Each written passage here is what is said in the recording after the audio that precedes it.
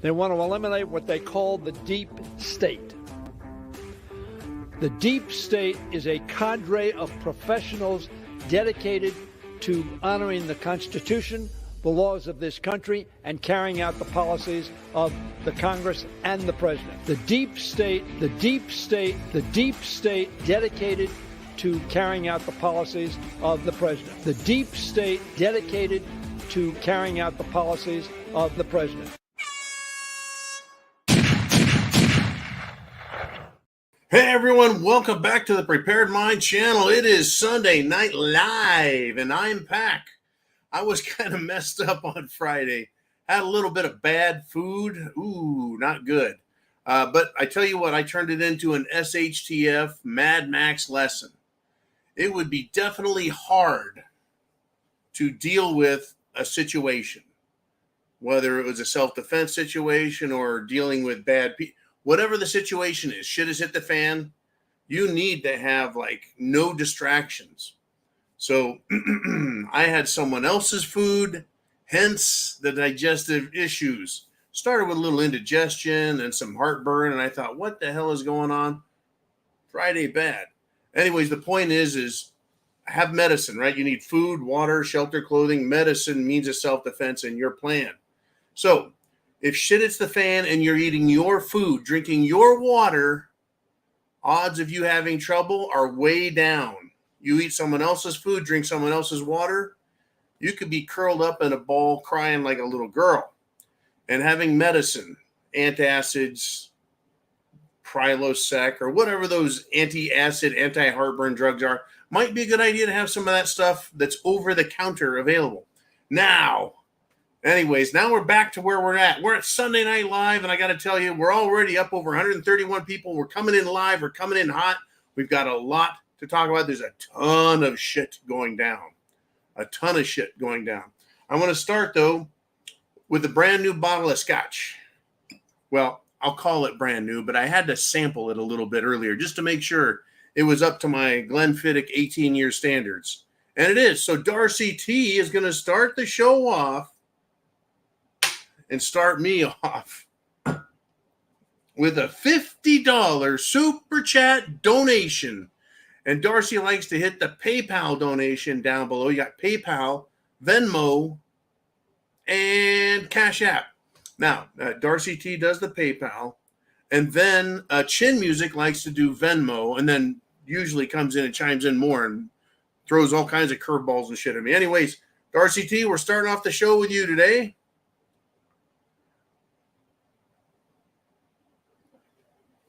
Ooh, I'm telling you, scotch is like mother's milk. It's good stuff. Darcy T has this to say. That's right. You have something to say, hit the super chat button right up there or down below, and we'll get your questions and comments right here on the screen. For Darcy T, I just read them off my email. And she says, good evening, John. The Harris County Sheriff, and that's in the Houston area, is already proposing red flag laws in the wake of the failed Lakewood church shooting. How convenient. You bet. The wake of the failed mass murderous attempt by another transsexual, transgender, LGB fruitcake shooting. Church shooting. That's more like it. Now, I think what Darcy T wanted to talk about was the fact that the sheriff from Houston, a fine liberal area, is proposing red flag laws. So what's a red flag law? Well, you know, I don't like that guy down the street. He looks kind of dangerous. Someone should call the sheriff. Someone should call the police. Someone needs to call on them and report them. It's kind of like swatting somebody. I don't know. It's sheriff department. My neighbor is kind of a ding dong, so I don't trust him. He's been acting kind of nervous, kind of squirrely lately. I mean, he hasn't committed any crimes that I know of, but you know, he just seems a little too angry. He wears those "Make America Great Again" hats, if you know what I mean. Wink, wink, nudge, nudge. Say no more, say no more. That's right. Yeah, he's one of those MAGA guys. I think he's got guns, and I'm just really worried about him. Yeah. He hasn't done anything wrong, no, but still, I'm concerned. I think he looked at me with threat in his eyes. Yeah, that's it. That's how that works. Yeah, I feel scared. My family is scared. Look, the entire neighborhood is afraid of this guy. Now, I know he doesn't have any crimes against him, but, the sheriff hung up on me. What the hey? This is the incredible thing, is with everyone, without exception, as far as I know, every one of these LGB, tranny, fruitcake, murdering scumbags, and there are multiples of them, killing children, adults, Christians, the church. They're left-wingers. And the police and FBI, or both, have been well aware. They've had them in their sights. They've heard about them. They knew they were a problem, and they did nothing. In fact, they probably showed up and said, you need an AR-15. Here you go. We're from the FBI. We're here to help. And they show up the next week. They're like, Mr. Fruitcake, we gave you an AR-15, and you did not go to the gun range and practice shooting it. Now, get your ass down there to the gun range and practice shooting that gun we gave you. Here's $200. We want you to buy some ammo. The next week, Sheriff's Department, hey, fruitcake LGB person, we gave you an AR-15. We gave you $200 to go shooting. You've done that, but you haven't shot up a church yet. No, you haven't shot up a church yet.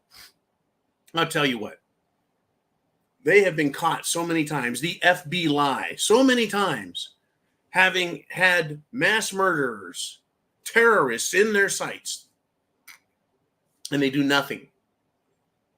And then they take a harmless group of militia patriot types that are like, we love our country and we don't like what the government's doing. And they infiltrate those groups and convince them to start making bombs or planning terror attacks. And then they bust them and they're like, see, these Republicans, they're dangerous. But I don't see Republicans killing their fathers and cutting their heads off.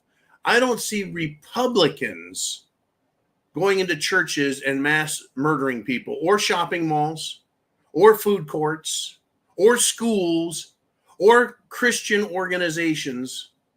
Nope, that's all Democrats. Yeah, see, anytime something goes wrong, here comes the president. Here comes the politicians with the solution. Well, I'll tell you what, Ohio, folks, the state of Ohio, they passed constitutional carry. And you can ask Kaz exactly how happy he feels about that. The Italian hillbilly, he's kind of liking that up in Ohio. Well, guess what's happened in Ohio, folks? In the 6 largest metropolises in Ohio, they got things like Cleveland and Cincinnati and Columbus. They got lots of big cities there. And guess what? Crime has gone down in every single one of them. The entire state, the crime rate is down, down, down. Hello, ungrateful peasant. Good evening to you. Okay. Gun control does the opposite. It controls law-abiding people. Open carry scares the living shit out of criminals. Open carry or concealed carry or no license concealed carry, anything constitutional carry, anything that says you, free people, go ahead and get your gun. Protect yourself. Crime goes down. All right, enough on that. Thank you, Darcy T, for the great super chat donation and the great question to bring up that topic about our Second Amendment. The deep state, they do not like our Constitution. And now we're going on to Chin Music, who does I'm going to tell you, hang on to your hat, $52.23. A 50 plus a 223. That's right. Super chat donation through Venmo. Thank you, Mr. Chin Music. Semper Fi to you. Semper Fi to all. God bless America, and let's make America great again. That is still driving these fruitcake leftists nuts. The MAGA stuff, it still drives them nuts.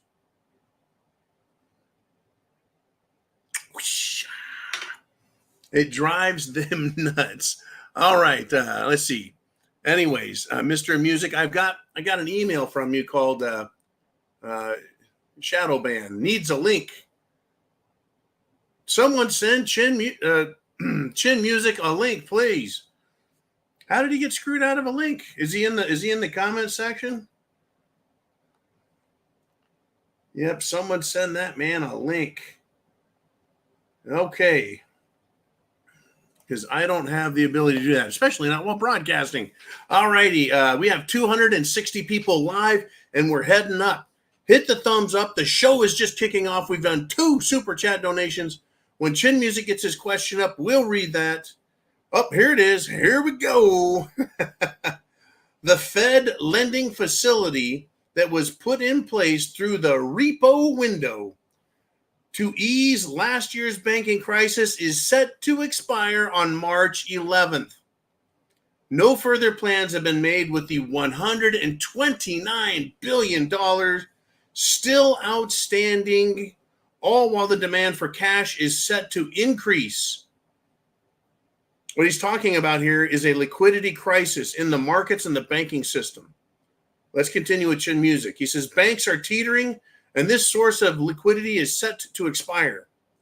This has the ability to spiral quickly, and no announcement has been made about how it will be handled.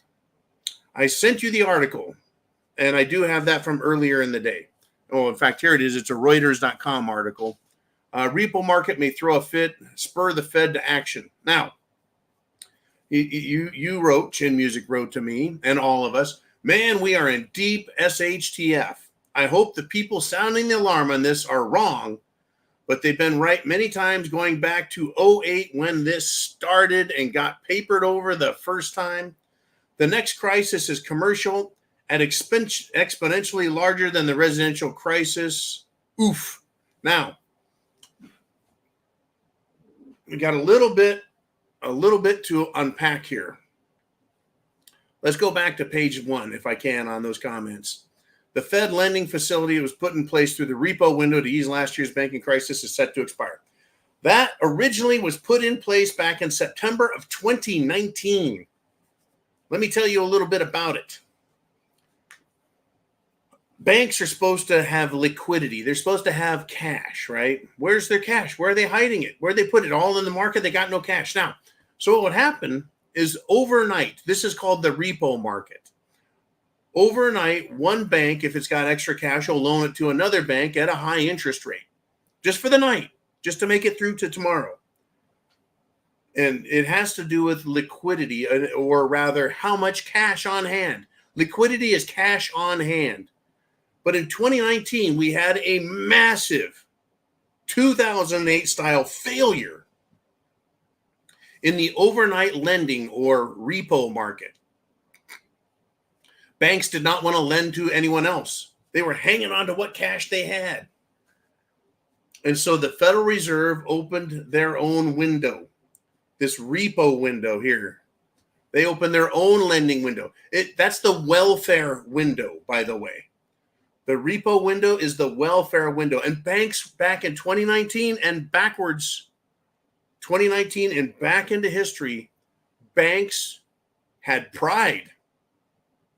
They had self-respect. At least they had that much. And they wouldn't go to that repo window. They wouldn't go to the discount. It's called the discount window from the government, from the Federal Reserve.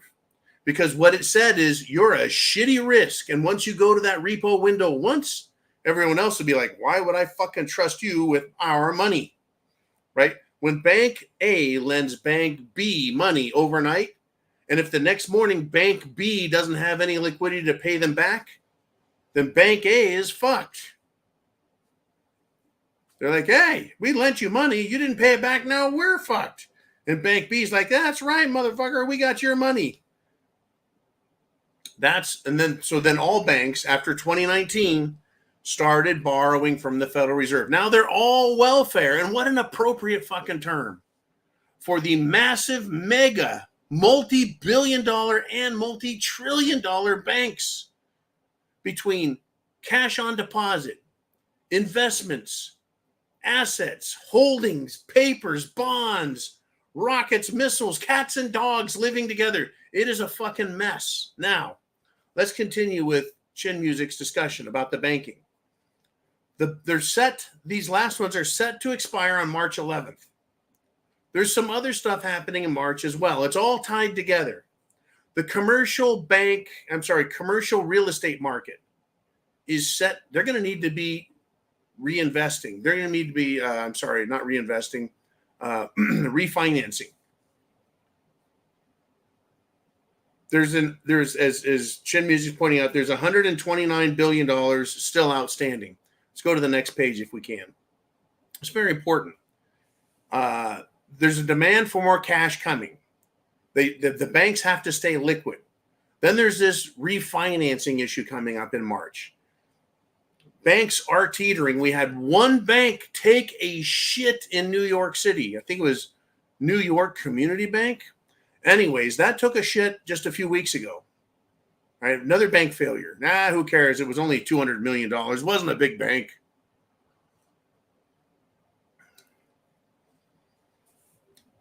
Jerome Powell, chairman, Chief Goon Powell of the Federal Reserve, that guy's Big Chief Goon Powell. He did an interview with 60 Minutes. And he said, look, we're going to have some banking problems this year.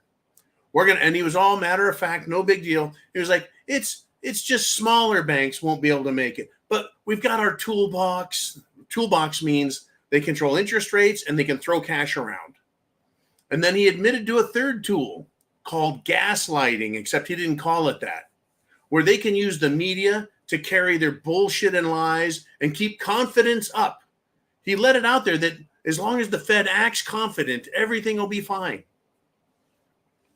Now, Chin Music, this is, I think, where we're at. The Federal Reserve has two options here. Option one, do nothing, and the banking system collapses. Do nothing, and the monetary system collapses. Do nothing, and the investment financial sector collapses. That's Wall Street. Wall Street, banks, the value of the dollar, all just goes to shit, SHTF style. Or they take action. Now, they don't have to necessarily lower interest rates, even though that would help spur the economy on, but they have all the printing power in the world. They've got barrels of ink. They've got truckloads of paper. And they have, printing dies for printing money. And they can do it electronically. They don't even have to print a single sheet of paper. They can just go, $500 billion, bam, off to Goldman Sachs. $350 billion, bam, off to JP Morgan. Tap, tap. $600 billion to Bank of America. We just bailed everyone out with cash loans. So that's what they can do. They haven't talked about it a whole lot, but they're supposed to do what? By law. By law, what are banks supposed to do? Bail in. This is a massively important subject. I know you've got your super chats and topics you want to get to, but this is massively important. This is not to cause fear. This is the discussion about law, policy, decisions, and risks. Now, last year, literally, months and months ago, Silicon Valley Bank and two other banks, 3 total, failed absolutely. And they papered the fuck out of it. And the Federal Reserve went against the law. They violated the rules in place, the statutory law for corporations and the Federal Reserve, and they bailed them out. They decided their policy was more important than law. In other words, there's rules for thee and rules for me, and they're not the fucking same. Federal Reserve bailed out Silicon Valley Bank. Why? Because it was billionaires crying like a bunch of vaginas that they lost hundreds of millions and billions of dollars in this failure. Right? Because the money there was not insured. It couldn't be insured. FDIC only insures up to $200,000 or $250,000 per account. when you have millions and tens of millions and even billions of dollars on deposit, you're not insured. You're at risk in a bank. Now, when a bank fails, the law doesn't say run to the Federal Reserve and scream like a baby and demand money. The law says you will satisfy your debt obligations by taking the deposits, that is the cash provided by your depositors, and you pay and satisfy your debt that way. It's called a bail-in. Instead of the bailout coming from government, they look down at your bank accounts and they steal your fucking money, and they're like, yeah, and they can pay that back. And in exchange for you losing your deposits, they will give you stock in the bank that's failing, because everyone knows failed bank stocks are worth jack shit. But that's what they'll give you. They'll be like, we just gave you 50 bank stocks. That's got to be worth something someday, maybe. Literally, folks, the law.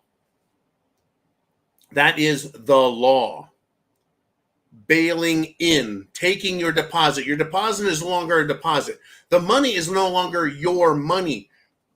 It is when you put the money in your bank, wherever your fucking bank is, no matter what your bank is called. When you put money into a bank is not a bank. A bank is now an investment institution. You put your money in a bank, they consider that a loan from you to the bank. And the bank can take that money and do whatever the fuck they want. They don't have, folks, they don't have cash requirements, liquidity requirements on hand. That's why there's a liquidity issue. They've thrown all their fucking money in the market and invested here and threw it there trying to make money, doing everything they can to get something to happen. Because they're squandering their fucking money, folks. In other words, there's a huge wealth transfer going on. A huge wealth transfer. And I'm going to go out on a limb here.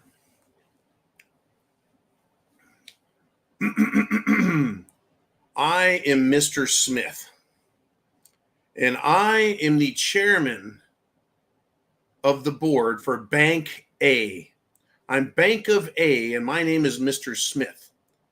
And Bank of A is going to invest $100 billion in Tesla. Now, the bank is going to do that, and I'm also going to do that as a very rich, wealthy investor. And I go into Tesla, and I short the ever-loving shit out of it, me and all my rich fucking friends. And Tesla goes down 10% in a day. So Bank of A, at my direction, has now lost 10% of the investment cash they just threw in. But me and my buddies on the other side personally shorted that shit, made money while it went down, bought back, and made that 10%. We netted 10% by fucking all the bank investors.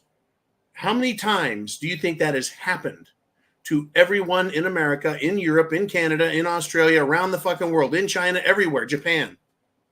Because the money, the wealth is being sucked out of the markets. While the bank, Federal Reserve, keeps shoving more into banks, you go out and make money and you put your money in the fucking market and it disappears. You're like, and it's gone. Right? You're going to put a couple thousand here, a couple thousand there, and it's gone. They keep stealing it. Where's it going? The banks don't have it, obviously, pointed out by Chin Music. The money's disappearing. The liquidity is fucking gone. And if the banks fail, bail in, they take your money. And that would cause a massive collapse, a massive distrust. There would be bank runs, people going to the bank and demanding cash, people transferring money out of their banks electronically, doing ACH withdrawals and moves. It would cause a storm, folks, of destruction. So what I'm going to guess, Mr. Music, is the Federal Reserve will bail out the banks. Unless, and this is something Uman has talked about for a long time, everyone with their doom and gloom, The bank is going to die. The bank is going to go down. The bank this, the bank that, right? Here's the deal. Let me get my fucking head together. Yeah. The system will collapse when they're good and ready to do it. So having a date like March 11th or March 1st or March 20th, it doesn't matter. The system will not crash until they're ready for it to crash, and their position is solid and their pieces are in place. By the way, the rich have been taking their money out of our system and buying fucking gold with it by the tons. Gold is $2,000 an ounce plus premium, and they're buying it by the fucking pallet.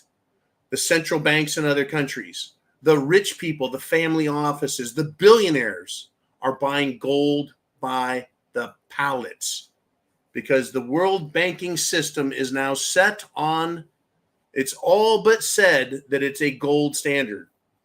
There's two items that are 100% liquid, fully valued assets that a bank can own in the world. Number one, the U.S. Treasury, which is a joke now.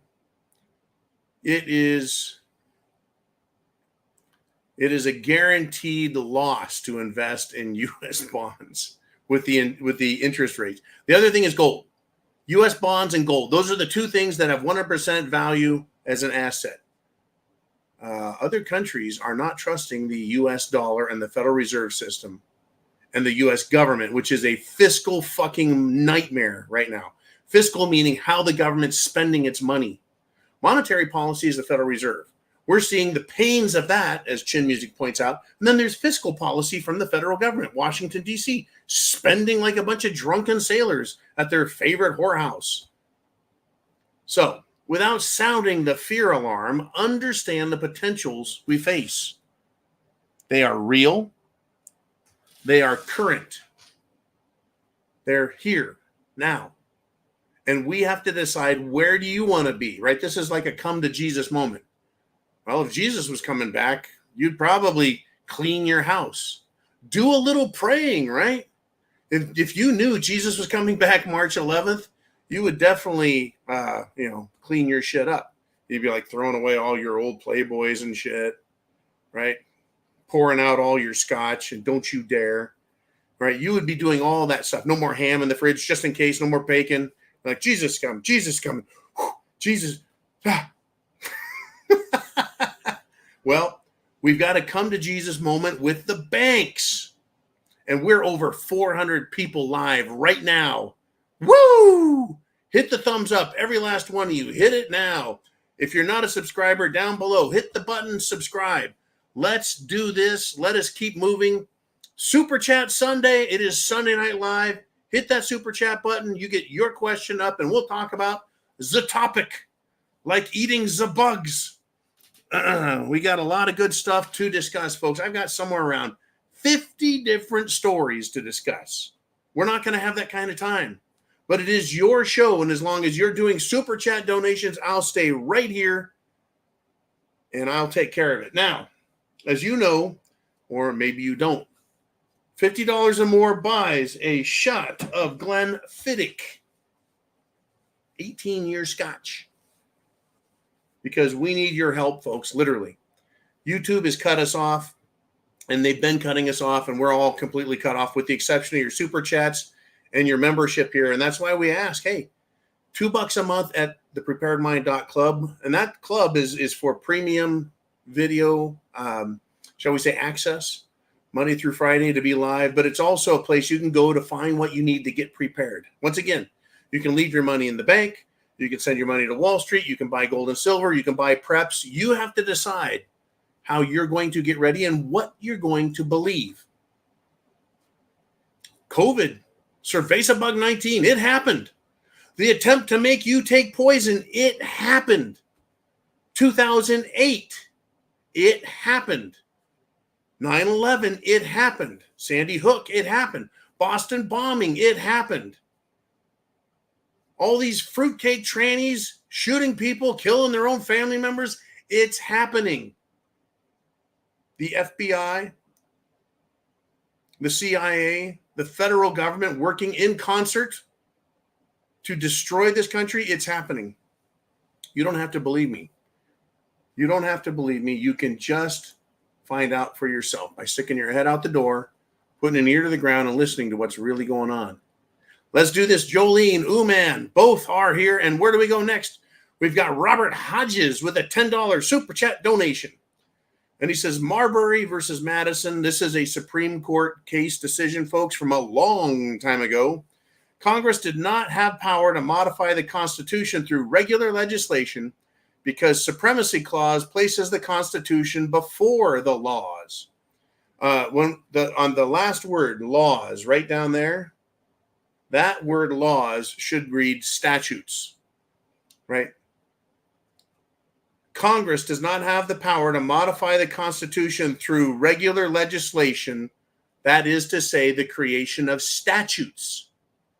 Because the Supremacy Clause, meaning the Constitution, is superior and above all statute. Okay? Any law, this is Marbury versus Madison, any law that violates the Constitution itself is repugnant and therefore is unconstitutional and cannot be enforced or kept on the books. Period. It is invalid.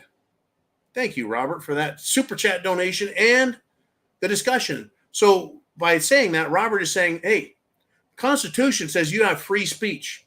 You can assemble however the fuck you want, whether it's church or work or whatever. It's called free association and freedom of speech, the freedom to hear other people without the government interfering. Second Amendment, you all know it too well. Fourth and Fifth Amendments have been violated left and right. Exigent circumstances. Look it up. Exigent circumstances was created by the Supreme Court. I can't remember the decision. One of the participants was King. Can't remember who the other one was. But the exigent circumstances case was, well, the police was standing outside the door of the house. And he thinks the suspect went into that particular apartment. He's not sure, but he thinks because he's listening and he hears a toilet flush and he's chasing someone with drugs. So he thinks that person has drugs and he's disposing of the evidence of the crime. Therefore, the police, because he heard something that sounded like something that mattered, can go into that property without a warrant. Exigent circumstances allows a policeman to enter a property and to look around and to seize property without a warrant because it's exigent. It was created at the moment and there's no time because it's a criminal emergency. There's no time to go back and get a warrant. So you got to go and attack it now. And that's how they fucked over the American people. Oh, I heard someone scream for help. I heard a child crying. I heard a kitten meowing. I heard the sound of a crack pipe sizzling. They can hear and say, I heard something. I heard someone call for help. And they can kick your fucking door in, aim guns at you, kill your dog, maybe kill you if you don't do what they say fast enough. Welcome to Nazi fucking Germany or socialist Soviet Union. All they have to do is start playing it out, which is why in the bunker that I live in, it's a long way from the time they start making noise and screaming, hands up, hands up. By the time they make it to where I'm at, it's not going to be a pretty sight. It's not going to be a pretty sight.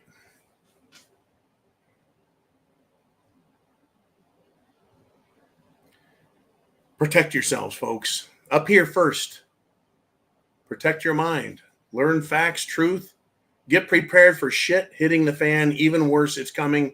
Thank you. We're rolling at 421 people. Share that internet address right up there. Share the address. People need to wake up. We've got a lot to talk about. Let's do it. Who's up next on the Prepared Mind channel? Holy cow. It's Bonnie Blue 2A with a $99.99 super chat donation. And that calls for another, woo, oops, poured it a little too heavy there, Bonnie. 18. The Glenfiddich, the Glenlivet are my two favorite scotches. And I got to tell you, Glenfarclas is a good one. Everyone loves McClellan or McLennan or whatever that one is James Bond likes. But for me, I like Glenfiddich and Glenlivet. Lafrogue is okay, but just the peatiness of these two. Semper Fi, God bless, Shalom, peace to all, and Semper Fi.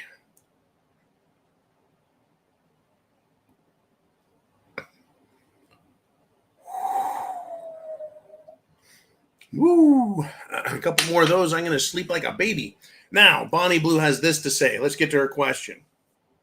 The U.S. must sell at least $10 trillion. The U.S. must sell at least $10 trillion in U.S. bonds to cover the $8.9 trillion that expire in 2024. This at a time when foreign countries are decreasing the amount of American financial holdings they are willing to carry. The Great Take, look it up. The Great Take. Now, Bonnie Blue brings up something that is tangential or tertiary to the subject that Chin Music brought up.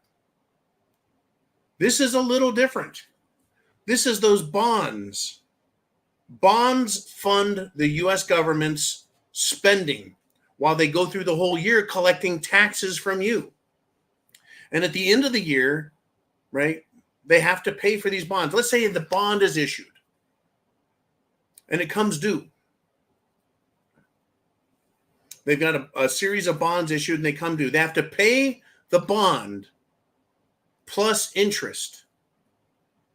They've got interest rates raised, trying to get people to buy these, trying to show that investing in the U.S. government bonds provides a return on investment. A return on investment. So if you invest $1 million, you get $1,050,000. You get 5%. Well, if inflation is 10%, you're guaranteed a loss by the U.S. government. Still, folks, people are doing it. Countries are doing it, but Bonnie Blue is absolutely correct. You think Russia is buying U.S. bonds anymore? No. No, they quit years ago. In fact, once the United States government froze Russian assets, that is to say, froze U.S. bonds that were supposed to be Russia's. You think China is buying more? You think India is buying U.S. bonds? No. Who is buying them?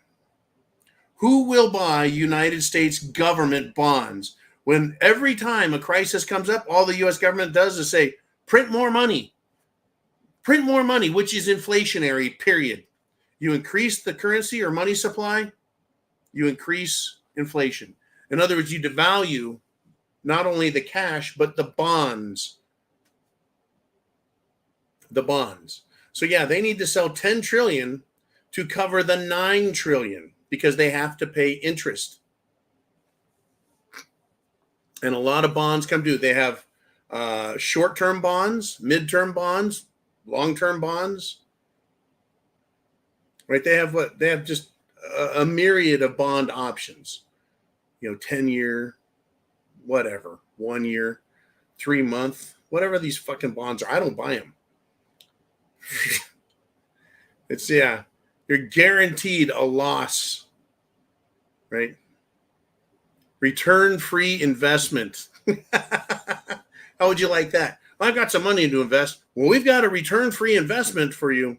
Guaranteed return-free. You're guaranteed to lose money on this. A government guarantee like that, you can't beat. Anyways, who's going to buy the bonds? Bonnie Blue. This is what I have heard through the grapevine. The Federal Reserve will fund the U.S. government through shell corporations in Grand Caymans and potentially other, shall we say, let's call it this,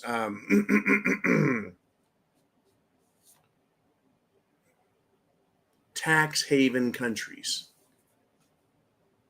The bank will buy and support the U.S. government because no other countries are going to at any significant rate. Now, there's some more to this. I don't know how technical we want to get. I know a lot of people think I'm just a big dumb lunk, and they might be right. But it's a very complicated topic, the monetary system, the financial system. Very complicated. how this all works. Our economy is separate from the finance, is separate from the money, but they all affect each other. If no other country is willing to buy U.S. bonds, then when they have the bond auction, now the bond auction is different than, say, another auction, where in another auction, the bids, everyone's bidding, and it takes the price higher and higher and higher until it reaches a ceiling, and people are like, we're not going to pay more for that object, that thing. Now, with U.S. bonds, they have a bond auction, and they say, we're going to put up $1 trillion in bonds that are going to pay 4.5%. Any takers? Any takers?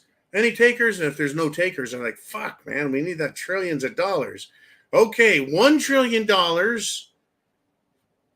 for 10 years at 5.5%.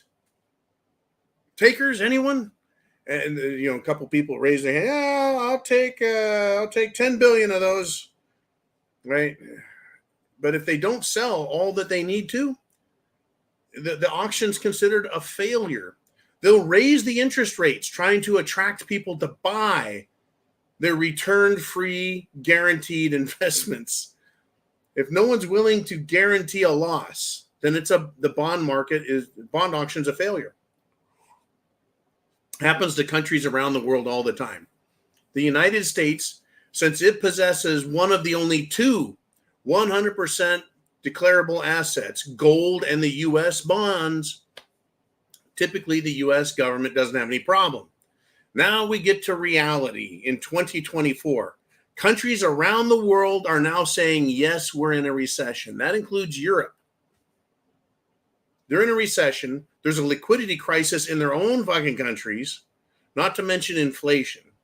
They don't have money to throw around.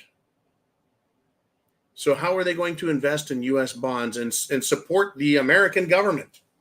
Why would they want to? They got their own problems at home. So yeah, the Federal Reserve may end up printing money for itself to buy U.S. bonds. In other words, that's kind of what the Bank of Japan has done with Japan's bonds. The Bank of Japan now owns 80% of the country of Japan because they keep buying their own bonds. So this game, Bonnie and everyone, can go on indefinitely. And Japan has been doing that since the 1990s, when the Japanese stock market collapsed. The Nikkei lost a massive amount.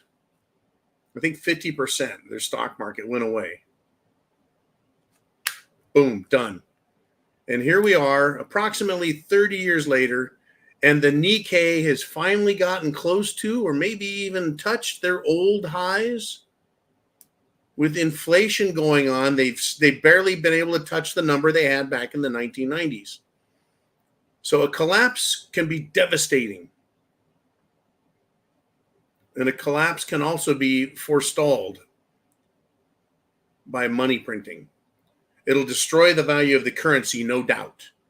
If this year the bond market fails, the repo market takes a shit, the monetary system is just flooded with money being handed out to refinance all the real estate, shit and bail out the banks. This is going to be about bailing out the banks, folks. Now, if I spent all the money I had and then some and went into debt, the government won't bail me out.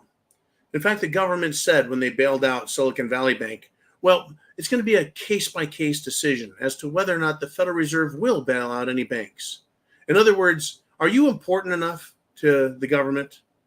Is your bank loaded with rich billionaire fuckers who will call for the heads of political officials like Janet Yellen and Chairman Powell and Joe Biden and say, look, you fuckers, give me my money back, or we're going to cause all hell to break loose? That's the type of world we're in now, folks, where mega corporations and mega banks control entire nations. Anyways, Bonnie, I sure hope you got your 99.99s worth out of me. There's a lot more on this, folks, and I really feel blessed that I have all you folks coming here to learn about what the hell is going on. It is time to wake up. It is time to grow up. These people are out for blood, folks, and real estate. They want to own everything and you get nothing. They want to own everything and you'll be happy with nothing, and you'll eat the bugs and you'll like it. Let's do this. Jolene, super chat donation. What do we got out there? Pow, we got Boomer21 out of Canada with a $10 super chat. He says, when the petrodollar becomes a thing of the past, we'll need a wheelbarrow full of that fiat currency just to buy an Apple iPad, iPhone. No, an apple to eat. Now, here's the deal. The petrodollar, it's another part of this thing we've been talking about. Shit, Boomer and Bonnie and Darcy and Chin Music, they're all tied together. The petrodollar is what was created, even though it wasn't called that openly. It's just what it is. It's that the dollar is used to buy a barrel of oil. When the United States of America came off the gold standard because of the temporary suspension of the gold window, in other words, removing your money or turning money in and taking gold out of the banking system in America back in 1971, Nixon suspended it temporarily. Oh, it's still suspended temporarily, right? And they put us on the petrodollar instead of the dollar being gold backed. The dollar is now weighed against a barrel of oil. And if you want a barrel of oil or a tanker of oil, you've got to use US dollars. And so the rest of the planet said, fuck it. And they started, right, getting dollars from America, borrowing dollars from America. It started getting other countries to invest in America. It was a great scheme, the petrodollar, to keep the world interested with America on the top. That, and we have our exorbitant privilege of being able to print money that everyone else just accepts. Now, here's the deal. This is where Boomer comes in. How would the petrodollar become a thing of the past? Well, I tell you what, when Saddam Hussein said, look, I'm going to accept payment from Europe in euros instead of dollars, almost the next day, there were missiles raining down on his ass, and America invaded his country. That was a big whoops moment. And then fast forward in history, Muammar Gaddafi, dictator of Libya in North Africa, he decided he was going to create the gold dinar. And he was going to demand gold in payment for his oil. Libya is a huge oil producing nation. That oil goes to France and other parts of Europe. Well, how interesting is this? When he says, I want gold for my oil, I won't accept dollars, guess what happened? French Mirage jets and other, shall we say, machinations of war were unloosed upon Libya. Muammar was captured, run down. He was publicly violated, and I mean violated in a way no man wants to be violated in public, and killed in public like a rabid dog. And Muammar Gaddafi, for all his failures, was actually pretty good to his people. If you look back in history and look, he's an asshole, but he was pretty good to his fucking people.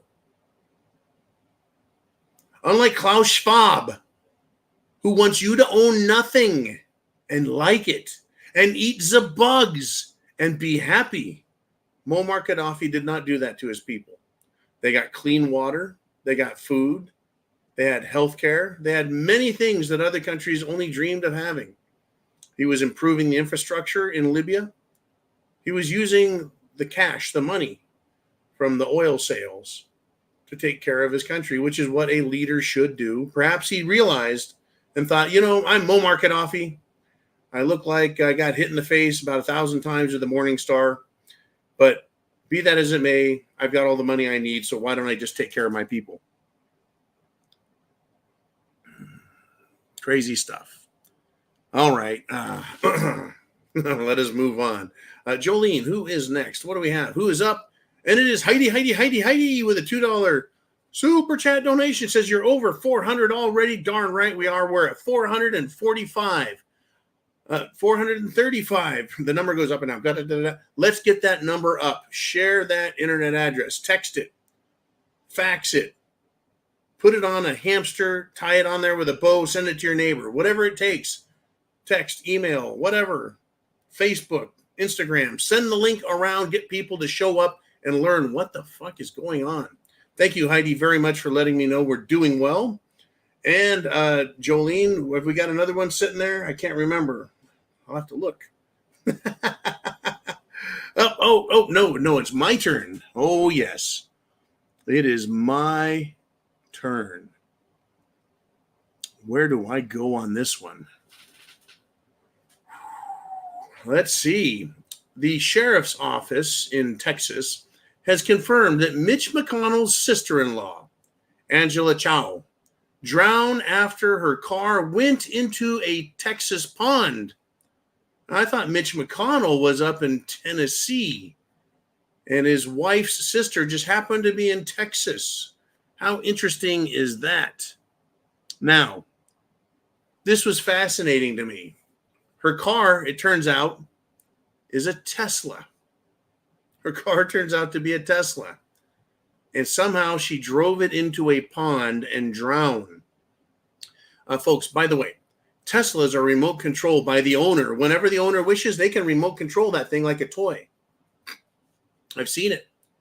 And folks, there is also a Tesla override that can take a car from its owner, pull it over to the side of the road and shut off. Or they can drive the car remotely. They can take over all aspects of a vehicle's control system. In a lot of cases, folks, they're repossessing Teslas, and they'll either pull them over or they'll pull them out of a garage. Sometimes they blast through the garage door on their way out. Go out there, and they drive them right up onto a tow truck, and off they go. Right?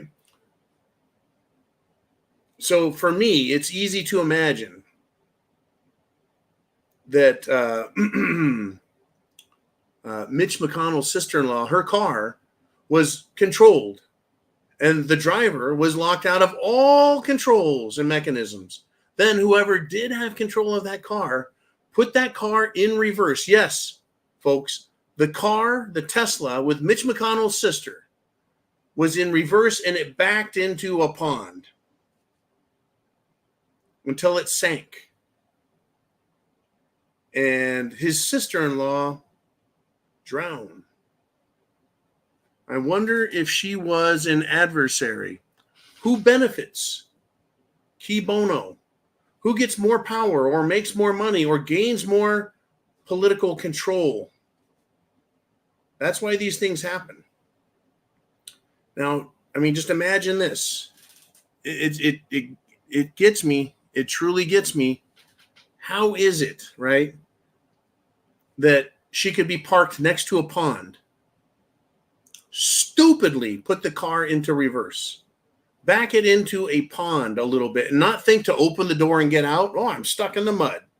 Or roll the window down. The window comes down, and you climb out the window to safety. Instead, I think her car remained locked. The window remained up.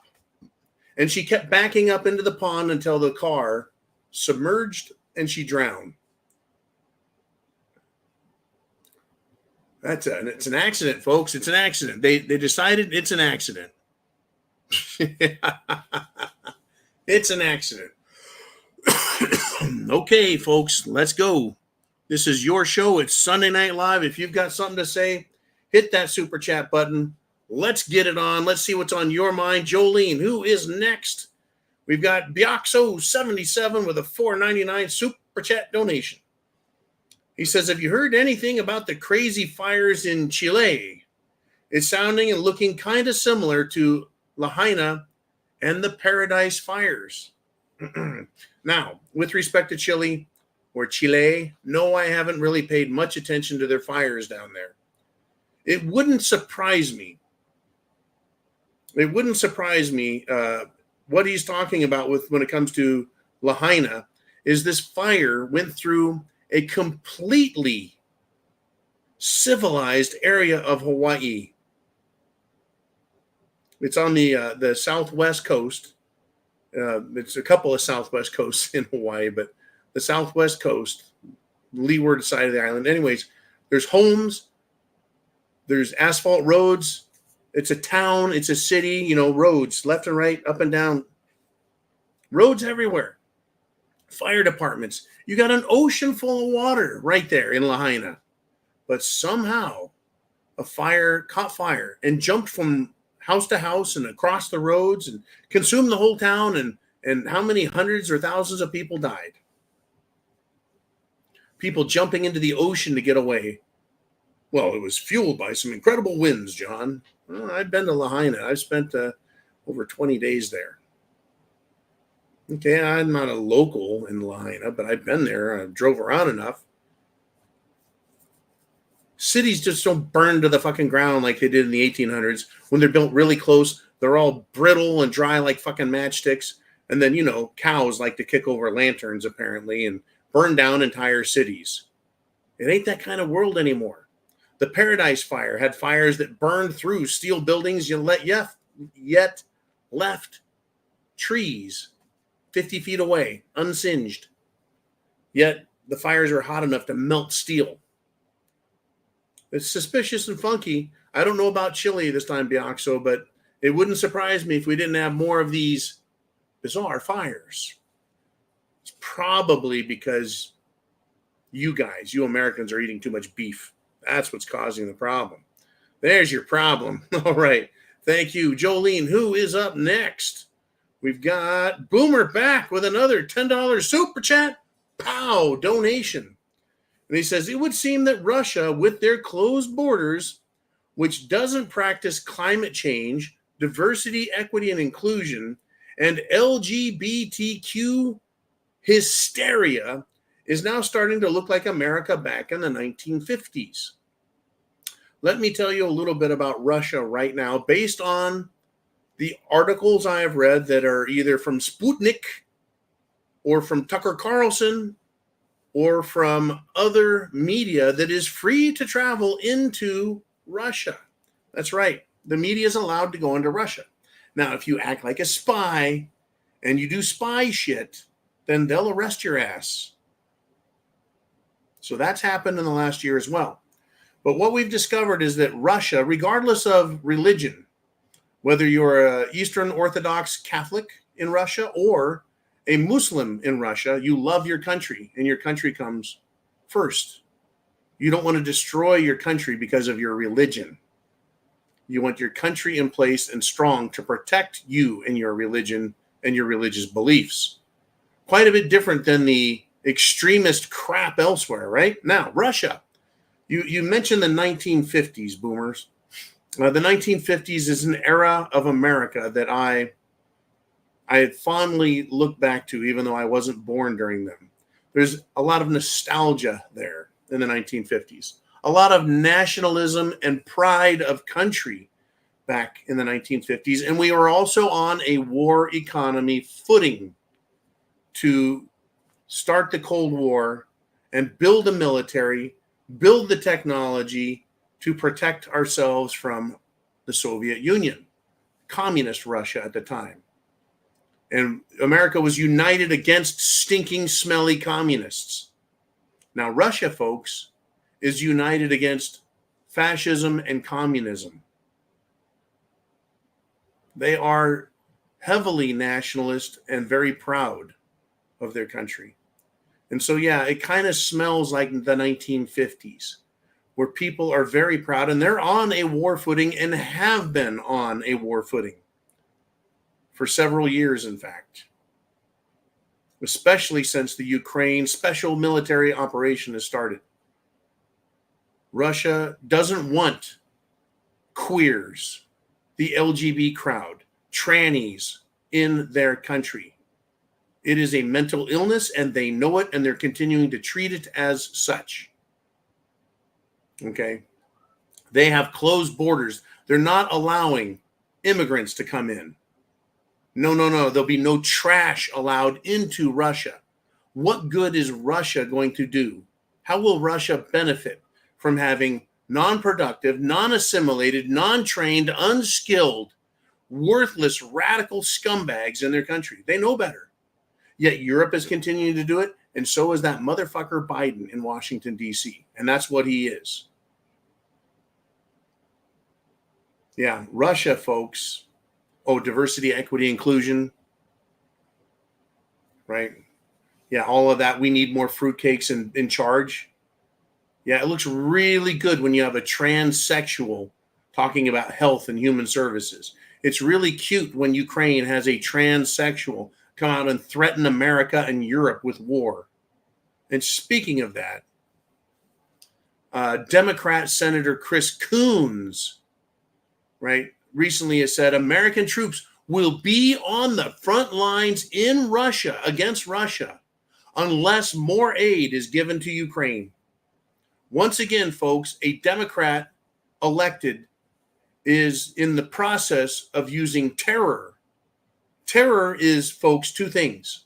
It is violence or the threat of violence used to influence a political decision.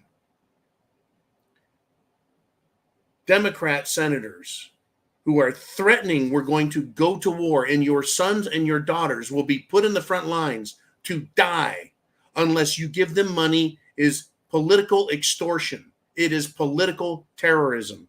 It is terrorist extortion. Not to mention, they hate the Constitution. The Constitution limits and restricts the government. They don't like that. They want to have an emergency so they can forget about that and put away that. But Marbury versus Madison, that great case, says no. The Constitution is supreme.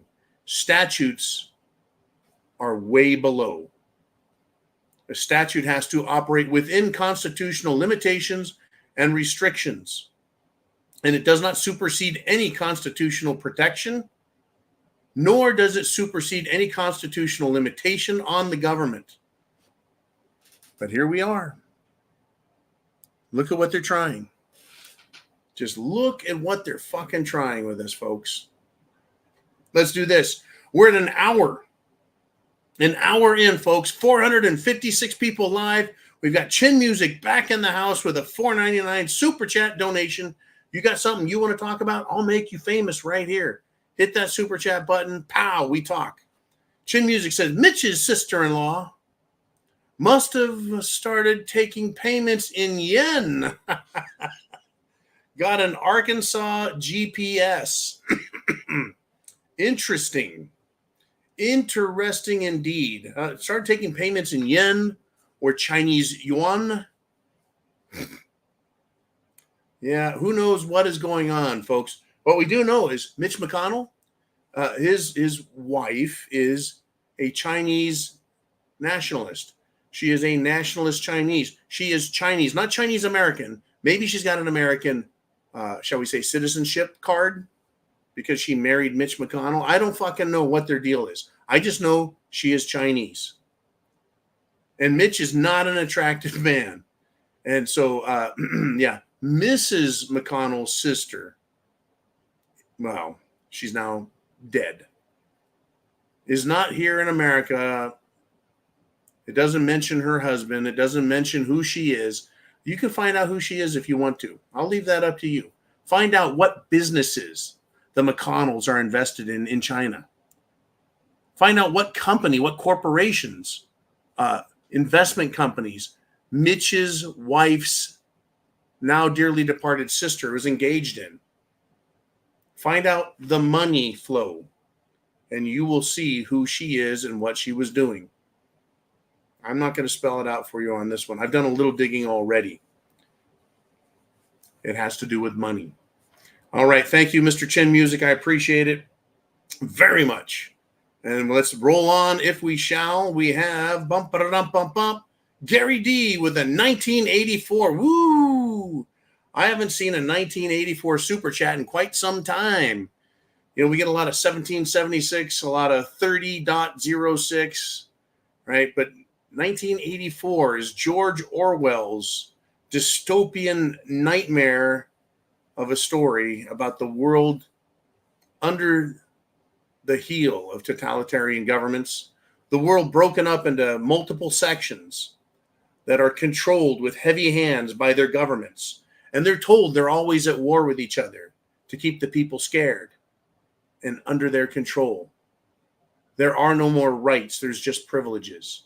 They start taking away people's language through censorship, and they'll punish you if you try using words, so that you're left with less and less and less up here. You only get the news they give you, so you live in their world of created and generated propaganda. Now, anyways, that's 1984. Let's see what Gary talked about. He says, I think all the economic problems will be the least of our problems. As soon as the invading armies that are coming across our southern border are unleashed fully, what do you think? I tell you, how do I want to address this, Gary? I don't want to call them an invading army, even though there are groups of people coming through the California side, folks. The California and Arizona border, they're having a lot of Chinese nationals come across. And one of them, a child, actually stated, I'm here for the money.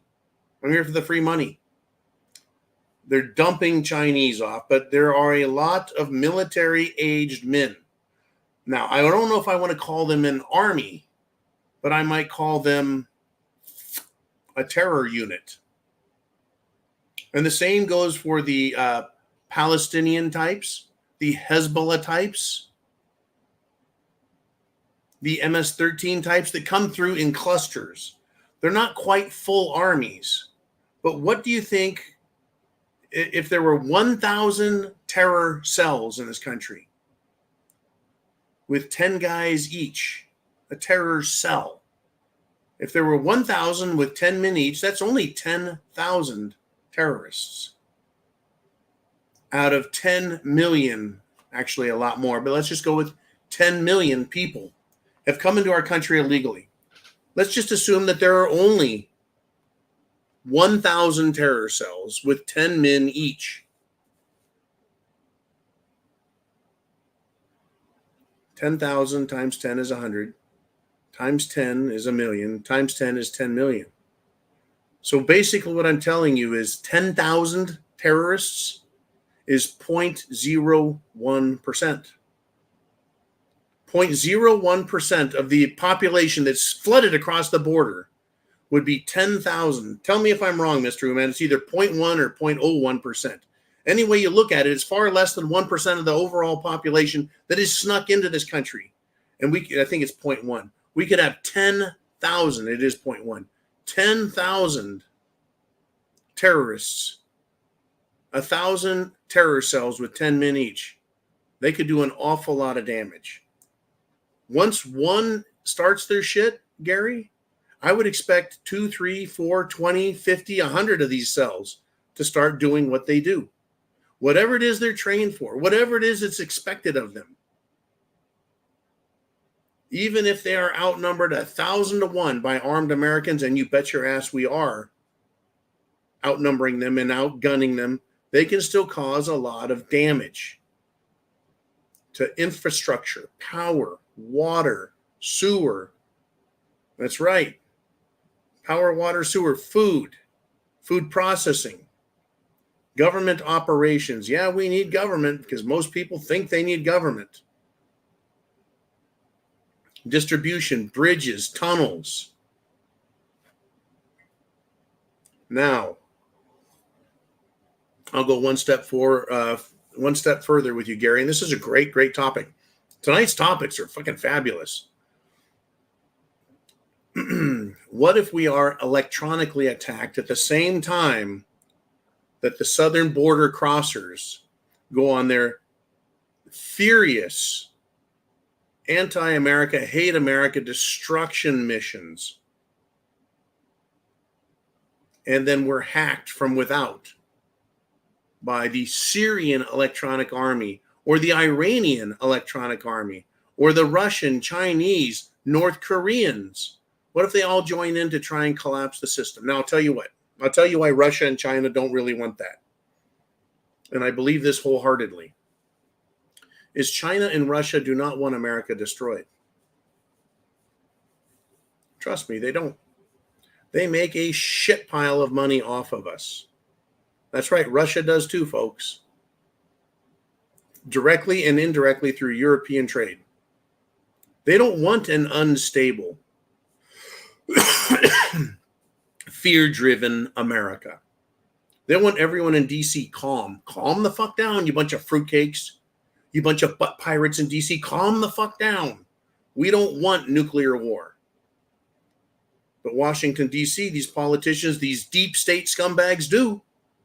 They do. They want nuclear war, folks. They're saying it. They're talking about how they can win it. What's the best strategy? I don't think Russia and China want our country just destroyed and decimated. But it could happen. This country is being changed, though, politically. And they want to do away with the Constitution without destroying the American system of economic prosperity. In other words, they want to put handcuffs around the golden goose's neck, but they don't want to strangle the golden goose. At the same time, they're strangling the golden goose because they're fucking idiots. Anyways, that is a great topic. These terror cells, they would be designed to cause SHTF, Mad Max hotspots in your city, in the country, around the country. So if it happens, you might have a couple of issues. A couple of issues. And let me tell you about these issues. Here's one. The New York Police Department, just in New York City, faces a massive surge in violence, folks. In 2023, 5,300 police officer assaults were recorded. And 1,200 police officers were injured in the last 90 days. Here's what I say about Democrat cities, Democrat areas. Get ready for mass resignations as well as the continual leaving, shrinking of police department personnel. Cities are going to fall to gang lords and mafia style control. The police will probably have their little areas, but they're not going to control the city. They're already not controlling the city in Chicago. They have most of it controlled, but there are areas where the police just stay out of. Why bother? All they do is get shot there or assaulted. Expect more of it. More of it. Okay, Jolene, let us move on, shall we? It is Sunday Night Live. It is your show. Hit that super chat button. Get your chats right here. And it's Bonnie Blue. She's back again with a $9.99 super chat donation. And she says this: extortion at the borders. Releasing illegal border jumpers if Ukraine aid is not passed should be treated as treason by the executive branch. I think it's treason by the executive branch and also treason by Congress for not doing their job. Congress has control of the purse strings. They control the money that is spent. Congress should pull all the money from the Department of Homeland Security and dissolve that branch of government. They should create another branch of government called Border Protection. BP. Border Protection. Your job is to protect the border and keep the scum out. This is our country. You stay the fuck out unless we let you in. Period. You can't walk in. You can't come in. You got to apply and have papers, a green card. It's worked for decades until Biden made it here. But yeah, this is treason. They are intentionally not fulfilling constitutional duties. It has been brought to their attention. It's not like they didn't fucking know. Oh, shit, we forgot about the border. I didn't know that was our job. Oh, now I know. Now I have to do my job. It is treason. Joe Biden is a traitor. I wish there was integrity in Washington, D.C. Because he is committing outright treason, he should be arrested. You don't allow a traitor to continue to run your country A traitor that runs a country against its constitution, its laws, is a dictator. And there is no better term for him than that. I know this is very harsh sounding language. I am not telling anyone to commit an act that is illegal or violent or harmful or dangerous to anyone else. We're merely discussing this with a satirical edge to entertainment and your choice, whether it's education or just bullshit. People used to say this discussion we would have years ago was just bullshit, John. It's all bullshit. What are you talking about? It's just bullshit. Oh, is it bullshit? Now it's not bullshit. Now it's in your fucking face. Busloads of illegal, thousands of illegals pouring across the fucking border, bringing drugs, raping women, killing children, kidnapping children, killing men, robbing men, destroying, home invasion robberies. Did I mention drugs, and more fucking drugs? Illegals from around the world, not just Mexico. They're all being sent up here, and Biden is letting them in. It is treason. The executive law enforcement branch of the government that is charged with patrolling the borders is doing just that. The opposite. They're doing nothing. In fact, they're facilitating our invasion.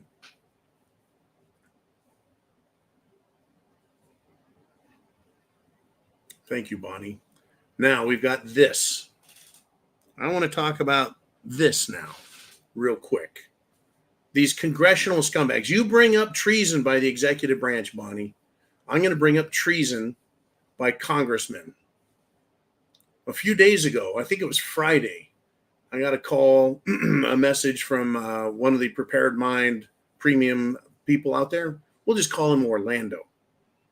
He let me know. He's like, holy cow. No, maybe it was Thursday night. Right? They're saying that there's a huge high alert.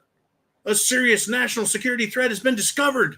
It's been discovered. As if they didn't know. All of a sudden, oh my God, there's this great, crazy thing with Russia. They've got nuclear, right? They were letting out all kinds of bullshit, lies, fear tactics, fear porn, bullshit. Oh, we've got all of the important people at the White House to meet with the president to decide what to do about this. They leak all this information. Representative Andy Ogles, who is a Republican, supposedly from Tennessee. No, wait a minute. Please forgive me. Representative Andy Ogles, who is a Republican, has requested a formal inquiry into the Intelligence Committee chair. This guy is the rhino, Mike Turner from Ohio. He is the problem one who scared everyone in America in an effort, folks, according to Andy Ogles, in an attempt to interfere with FISA reform legislation and ensure funding for Ukraine, the war there that we don't want to pay for anymore. And what he wants him looked into for, folks, is reckless disregard by sounding an alarm on bullshit, leaking it to the media and using the media to carry the bullshit. Now, normally I would say, hey, just fuck it, expel the guy the way you did George Santos. Oh, wait a minute, the Republicans could lose their majority in Congress. And then the Senate and Biden could fuck us over all day and all night until the election. Well, Santos was dangerous, too dangerous. So he had to go out. But now, folks, as we know, several Republicans have resigned, left office.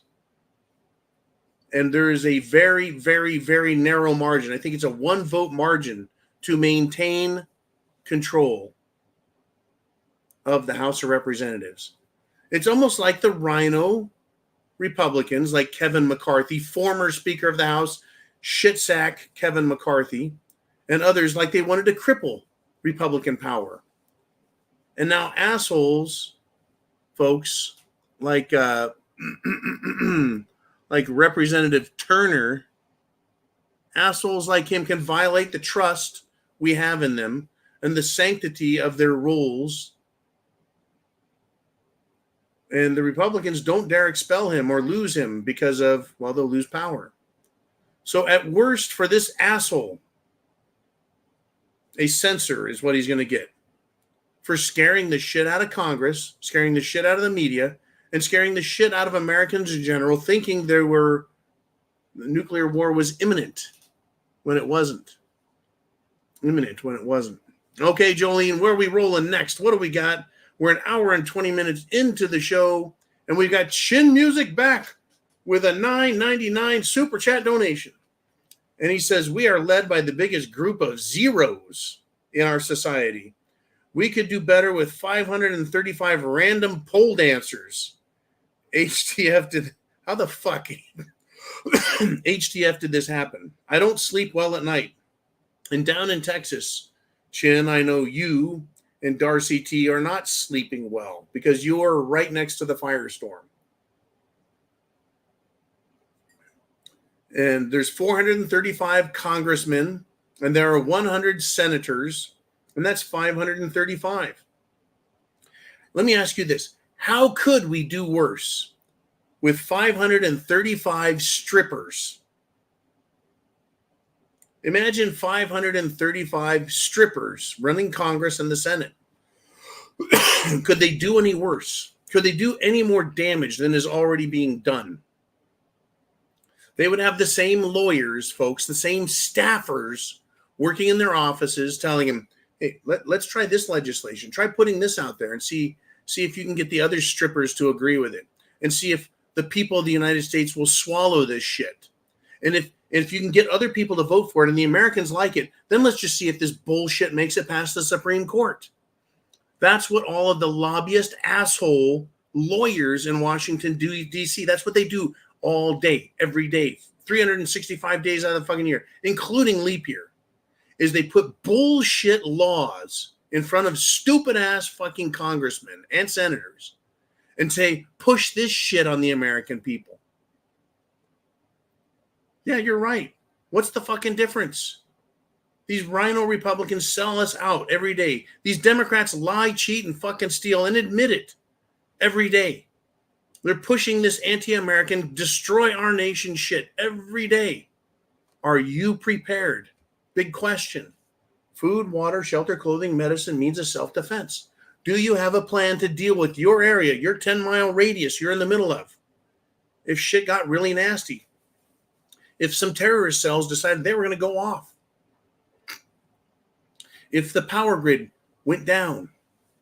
If we had a declared state of war, if a nuclear bomb went off and we don't know whose side caused it, if Iran lit off an EMP over the top of us, launched out of one of their submarines, hell, I guess if thousands of Hamas can go to the border of Gaza and stage and get ready to invade Israel and murder over 1,000 people, kidnap women, rape them, cut the heads off of children, etc., etc. What makes you think, folks, that our own government wouldn't do a similar stand down and allow us to be fucking attacked by one of these psychopathic countries out here that wants war with us?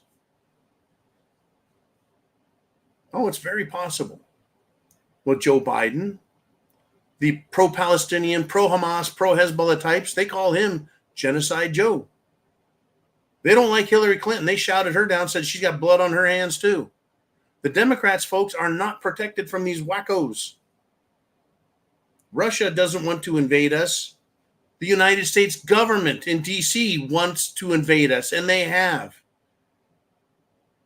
How the fuck did this happen? Because we were too nice to communists, Chin Music, to answer your fucking question. We are too nice to socialists.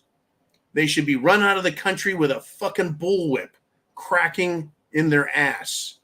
That's what would have solved this problem. Oh, you want to be a communist? Get the fuck out right now. Or you will be put in a work camp. At this point, I don't care anymore. They want to put us in a work camp for being free.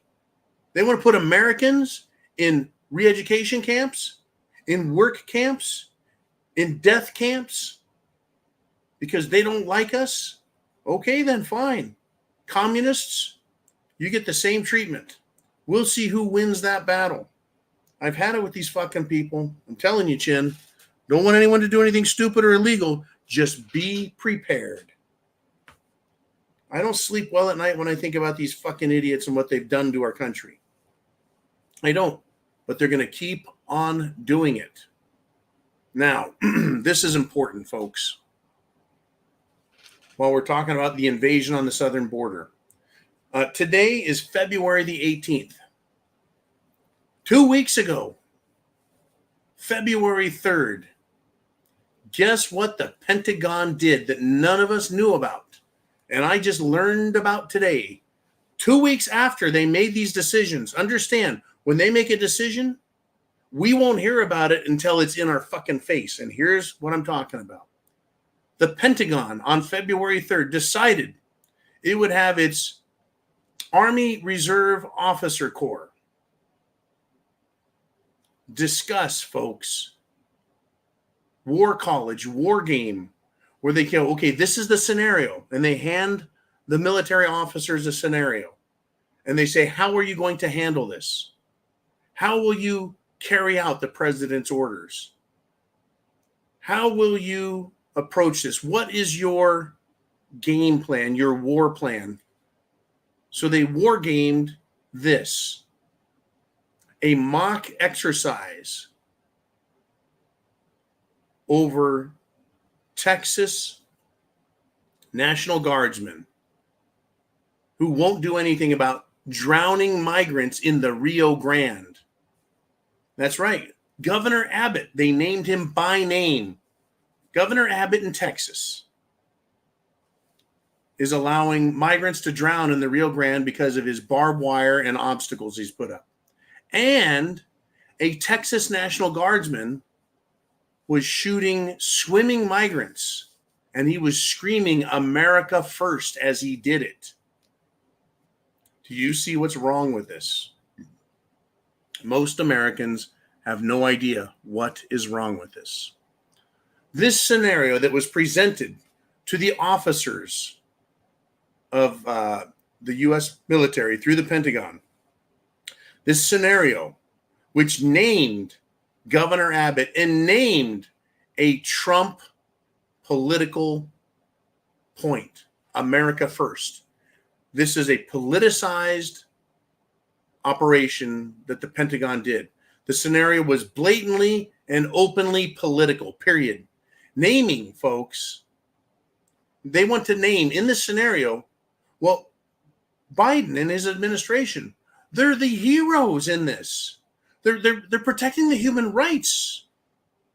And they are showing that Governor Abbott is evil. And they list him by name. And the out of control Texas National Guard, who are screaming America first, kind of like Aloha Snack Bar, screaming that. But he's screaming America first while shooting defenseless Mexicans and other migrants in the Rio Grande. Now, the fact that the campaign slogan of America First is inserted into this scenario that the officers had to work with, right? They completely politicize the military. And it is blatant. It is obvious. It is also criminal. There's this thing called the Hatch Act. They're not allowed to do this. They're not allowed to insert politics. They're supposed to be apolitical when they talk about scenarios having to do with the military's job. But they politicized it, and they named actual people, Governor Abbott. So, folks, okay, so the Pentagon violated the rules, the Hatch Act rules. Are they going to go to jail? Nope, they won't. They won't be prosecuted. But never mind the violation of the Hatch Act. The military, folks, the Pentagon is putting scenarios in front of their officer corps and asking them to war game strategy and actions against other Americans. Texas, Governor Abbott, Texas National Guard, and patriots like you. Now, there's two things in this that's very important for us to recognize as Americans, as patriots, also as veterans. Now, enlisted men typically don't have a great deal of love for all officers, especially Pentagon officers. There's two things that are very important to understand here. Number one, the military officers failed. They failed. I don't know what wargaming they came up with. That's not what I'm talking about. They violated our law. These officers in the military should have said, we're not doing this. This violates the law. This violates the Hatch Act. We cannot entertain political parties and political motives in our scenarios against Americans. But the officers failed, and they participated in this. And they didn't see themselves violating the law, folks. Clearly, they're incompetent in the Pentagon, and they're partisan.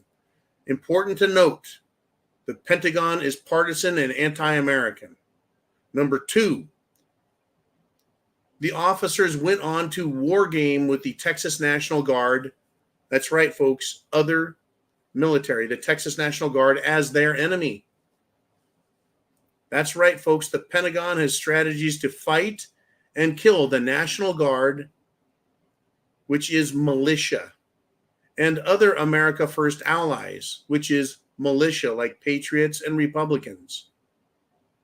That's what these officers did. They failed utterly, folks, by accepting orders to come up with a military strategy to deal with other Americans that are their political enemies. Not national enemies, political enemies. That's the difference. It is a huge difference. Are you awake? Are you pissed off? Are you scared? Are you a combination of those things? Have you got it in your head now what the fuck these people are trying to do to us? I'm sure you have, folks. I'm sure you have. We got all kinds of trouble, folks. All kinds of trouble. I want to tell you this real quick before we move on with more. Now, understand, I'm going to use some code words for everyone here who's new. And share that internet address. If you're not subscribed, click the subscribe button. Hit the thumbs up if you haven't done it yet. And share the internet address. This is scary. I want everyone to understand. Cerveza bug was a scary disease that was going to kill everyone back in, Cerveza bug 19. And then they came out with the Jim Jones juice. That's right. You were supposed to go get that Jim Jones juice. And then the boosters. Well, guess what? There's a scientist out there. Aren't scientists supposed to be the experts? Aren't we supposed to follow the science? Well, a scientist named Dennis Rancourt was talking about the Jim Jones juice, and he said according to his statistics, his analysis, quote, no lives were saved, end quote. Say it isn't so. No lives were saved by that stuff. How fucking marvelous is that? Unbelievable to me. It is unbelievable, folks. Unbelievable. Let's do this. Let's step in. We got some super chat donations from you guys. What are you thinking? Who's up next? And it's Mr. Skylight with a $19.99 super chat donation. Hit that button. Pow. Thank you, Mr. Skylight. Here's what he says. He's got a great quote. I love good quotes. He says, if you tell the truth, you don't have to remember anything. Mark Twain. Samuel Clemens is his name. If you tell the truth, you don't have to remember anything. So let's look at the inverse. If you tell a lie, you have to remember everything that's said because you got to make sure your lies don't contradict each other. If you tell the truth, you don't have to remember anything other than the truth, the facts. Look at what our government is doing. Look at Joe Biden. He gives two answers to every fucking question. He gives one answers for Democrats and one answers for Republicans. He gives one answers for Black Americans, one answer for white Americans. Right? They lie left and right. They talk out the side of their neck. They bullshit us left and right. And then I can't remember this. Joe Biden lies all the time about where he went to school, what jobs he's had. Did his son die? Did he not die? What did he die of? He has no clue. He lies about everything. But the media gives him a pass. He doesn't have to remember what lie he told yesterday because he'll tell a new lie tomorrow. And we call him on it. But here we are, folks. Here we are. They can lie all they want. And they've lied so much they can't make their stories jive. It doesn't work anymore. They've lied that much. For example, Joe Biden says there's no problem on the border. Border's completely under control. Mayorkas says, head of the DHS says, border's totally secure. Border's under control. We got this. No problem down there. And then the next week he's asking for all kinds of money to give to the immigrants. Well, then he was like, fuck it, I don't need permission to give your money away to them. Right? And then he's like, well, I know there's a problem at the border, but I don't have any authority to fix it. I'm just the president. And then he turns around and says, look, if you sign the legislation giving us money to give to Ukraine, I'll secure the border. Wait a minute. Yesterday you said you can't do anything about the border. It's out of your control. Yet the border is under the Department of Homeland Security, and the Department of Homeland Security answers directly to Biden as a law enforcement organization on the federal level. So yes, you do have control over it, you old fuck. You lied about that. And I'm glad they haven't given him any money, because I expect he'll continue to lie. We could give him not the $60 billion for Ukraine. We could give him another $160 billion to Ukraine, and he still wouldn't do a fucking thing about the border. He'd be like, yeah, fuck you, you idiots. You bought that shit? You believe that? I'm going to be out of office in a few months. Fuck, I'm going to resign in a few days. What do I care? I'm the big guy. I get 10%. Fuck you, America. And off he wanders.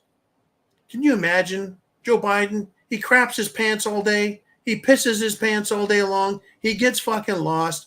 He gropes and sniffs little girls, eats ice cream cones, doesn't know a fucking thing about what he's talking about. If he can read the teleprompter, he makes it through a speech. Otherwise, he mumbles, bumbles. No one gives a shit. There's no hard follow-up questions. No one's allowed to question him directly. And off he goes. Unbelievable. Thank you, Mr. Skylight. Jolene, who do we want to have in next? Who? And it is Johnny Coathanger with a $10 super chat donation. And folks, we've already blasted over the 90-minute mark. It's incredible. You guys keep me busy. Johnny Coathanger says this: when a liberal communist calls you intolerant, you're intolerant. Just remind them that because of our tolerance of their mental derangement is why our country is in the shitter. In other words, yeah, we have been tolerant of communists. We have been tolerant of socialists. We have been far too tolerant of all of them. Now, if you want to study communism, because it is an abject, absolute failure, politically, socially, financially, economically, monetarily, it's a failure every single time. Oh, John, what about China? John, China's still communist. China's communist. No, China is fascist. China, fascist.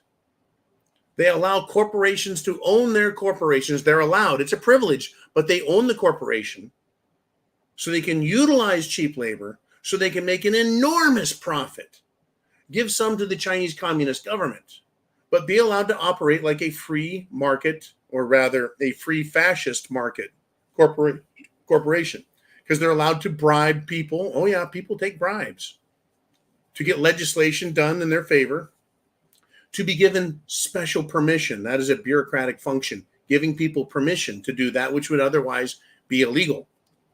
They're fascists in China. That's the only reason communist China still exists. Communism is a complete failure. So to study it, fine. Understand that they murder their own people. That's right. Chinese communists murdered at least 30 million of their own people. At least. As high as 50. And some have even said 60.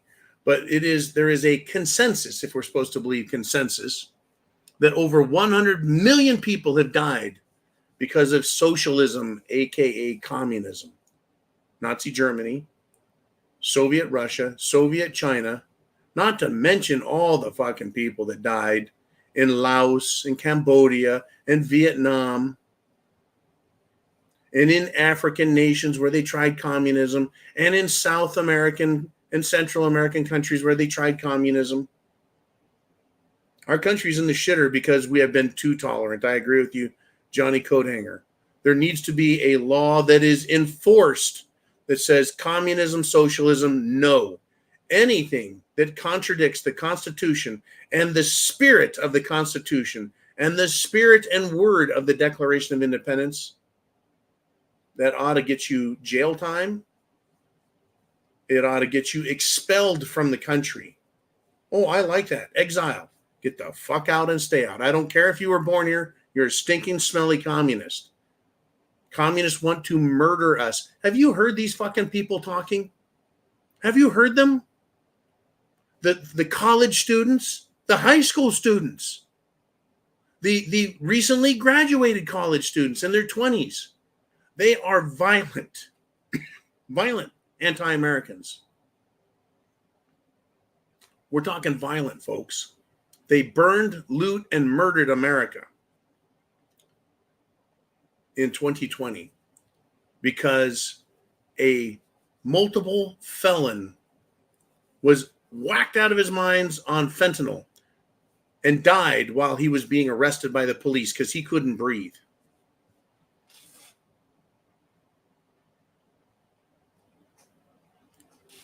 St. George Floyd. They use that as an excuse to terrorize this fucking country. Not in my, no, not in my world. They didn't get away with that shit. Just like you guys and many of you, I called them out. I went out and confronted them. Call them what they are. They're fucking communists. And you have to understand, folks, in Russia, when they finally started their glorious revolt, and same with the Chinese and their color revolution. And it just sounds so cute. Color, it's a color revolution. No, it's a fucking murderous revolution. Once they authorize their stormtroopers, their punks, to murder people, that's exactly what they did. They did not hold back. They didn't back off. They got even crazier, and they murdered the fuck out of everybody. And they didn't, there's no problem. Communism, folks, is a sign of a weak and unintelligent mind. But it is a mind that looks at it and says, hey, I can live for free off of everyone else. And for those in power, they say, hey, we can have total, absolute domination and control of a nation under communism. So it appeals to the laziest and stupidest amongst us. And it appeals to the most, shall we say, morally decrepit politicians. That's who it appeals to. Awful stuff. Thank you, Johnny Coathanger. Jolene, who is up next? It is Blue Court Devil, holy cow, with a $50 super chat donation. And $50 or more buys a Glenfiddich 18. And we're already putting a good dent in this bottle right here. Good golly. And Blue Devil, it's been a while since we heard from you. I hope you are doing well. Thank you. I need a little more medicinal help this evening. So first, let's toast this to your health, to America, to freedom, to liberty, to the Constitution, to the principles set forth in the Declaration and the Bill of Rights. Godspeed, Semper Fi.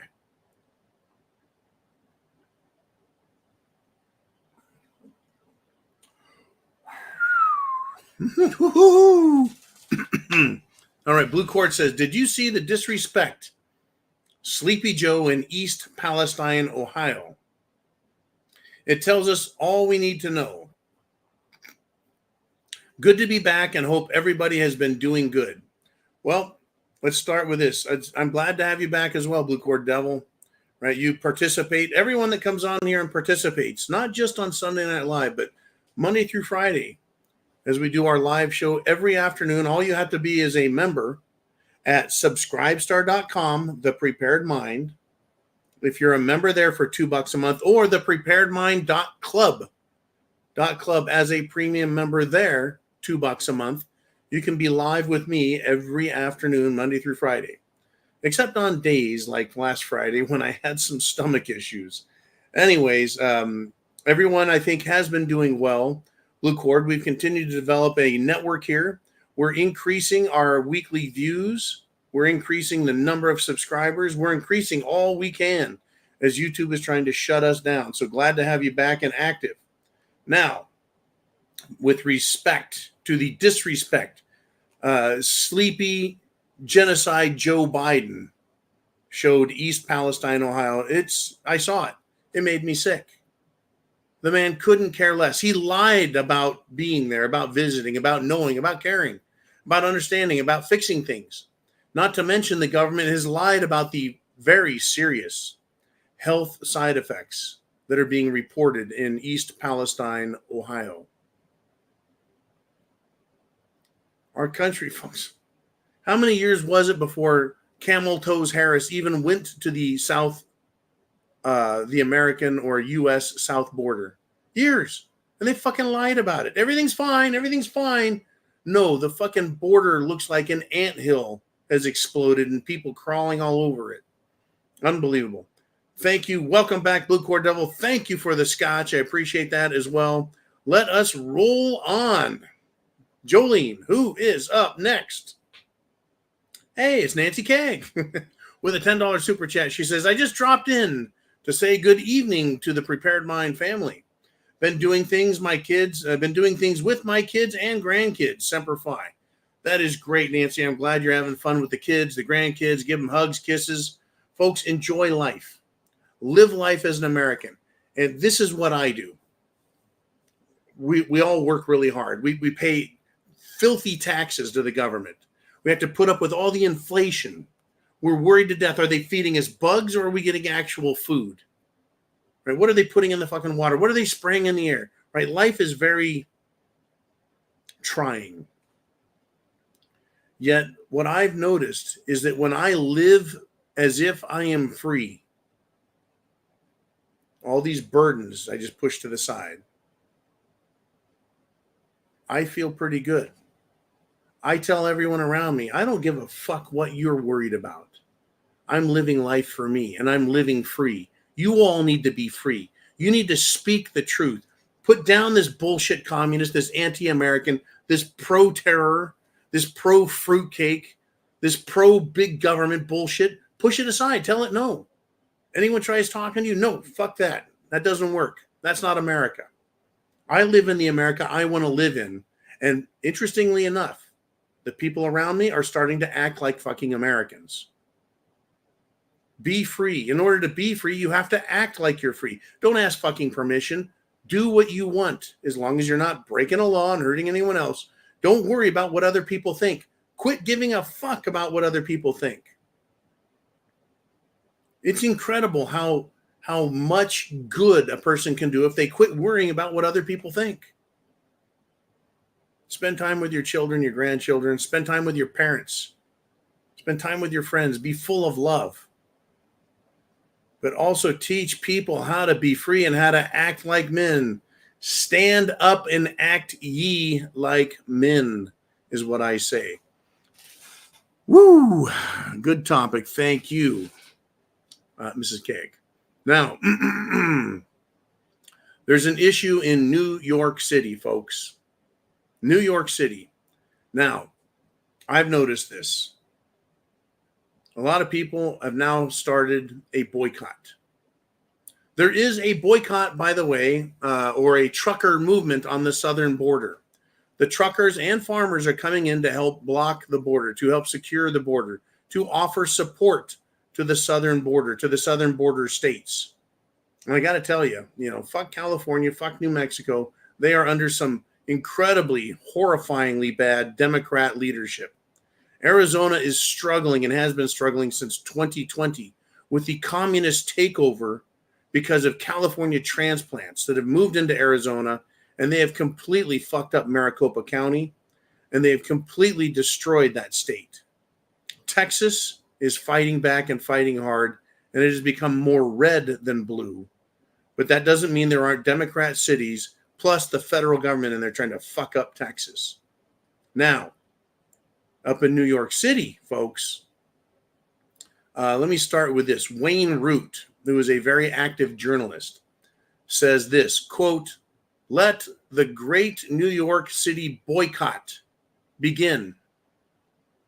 The nation, folks, of conservatives, people like you and me, constitutionalists, freedom-loving people, have basically told New York City to fucking drop dead. Now, the truckers who are down on the southern border are also saying, look, we're going to boycott New York City, period. No more New York City. Fuck New York. Because of the Trump verdict, folks. Because they treated Trump like shit. The truckers are like, you know what? Fuck New York City. We're not going to pull any loads there. And there is a trucking problem in this country already that's going to affect things negatively. So why not send food and goods to places where it's appreciated? New York City, it's not. Not only did they fuck over Trump with their legal system, they're screwing their cops over. And I told you how many cops are being assaulted, beat on, injured. New York City hates conservatives. So fuck them. We don't owe them jack shit. We don't. We don't. Let them crumble. Now, folks, conservatives are in New York. Conservatives are in Chicago. They're in LA. They're in San Francisco. They're in Sacramento. They're in Portland. You need to get out. Come out of her, my people. Come out of Babylon. Some people may get that. Now, Wayne Root's article. It's being featured in Gateway Pundit. Right. A lot of people, and Wayne Root is a New Yorker, folks. He's a New Yorker. And he says it's time to make New York City the next Bud Light. Right? Hey, you guys want to destroy Trump with fake charges? He's getting more popular. But you know what? The effort against Bud Light, and Wayne Root makes a point of this. He says, we, American people, taught them a fucking lesson. Right? That's what brought Bud Light down, and they quit their woke shit. Right? Because America became unified against that type of shit. So what he says is, hey, teamwork, discipline, determination, and patience. We can't boycott everyone. We can't afford to divide our focus. But if 100 million of us all row in the same direction, right, we can win the battle. We can all pull in the same direction. But New York City needs to be taken down, folks. No vacations, no business trips, no going to conventions there, no going shopping there, no buying from any business that's in New York City. No Broadway shows, no fancy hotels and restaurants. Just say no to New York City. If you're on the internet, look at the address you're buying from. No more New York City. Buy from somewhere else. Truckers, folks, may stop deliveries to the city. This effort is happening right now. I can't say I agree with it 100%, but at the same time, I agree with it 100% because of Mayor Adams, because of New York policy. $350 million penalty to Trump because they don't like him and they don't like his politics. Is that the country you want to live in? How do you stop that from happening again to Trump or anyone else? How would you like it if the government came after you because you're you and you believe the way you do and you look how you look? When they attack Trump, they're attacking all of America, all of us. The only way to stop that is to say, oh, you want to attack Trump? Well, then fuck you. You don't get to take down someone like that. If he committed a crime, fine, but he didn't. They've continued to shit all over him and try fucking him over. $350 million now. So you hurt New York City by taking away your money. And when they're broke and absolutely fucked, and they're fucking themselves over, other countries, or rather other cities, may go, I don't think we should try that because the rest of America will boycott us the way they boycotted New York City and Target and Budweiser. And we ought to continue to do that. All these woke corporations, quit buying from them. And I'm sorry for people who have businesses in Chicago, in Seattle, in New York City. In any of these cities, it's fucked up. It's fucked up. I mean, I don't know what to do about it other than to say you got to quit feeding the beast. All right, Jolene, I know we got 5 minutes left and we got a bunch of super chats. Let's see if we can get through them. We got Count Chad the Impaler with a $10 super chat donation. And I love Count Chad the Impaler. What a great name. He says, back home, after 3 days in Pittsburgh, where he was born, meeting the 3 half-sisters I never knew I had until last December. Had a 56th birthday with me. No more only child. Keep up the great work. I think that's fucking great. What a cool story. 56 years old. Chad discovers he's got 3 half-sisters. That is fucking great, man. What a great story. Thank you very much. Wow. I'm glad you're not the only child. Keep up the good work.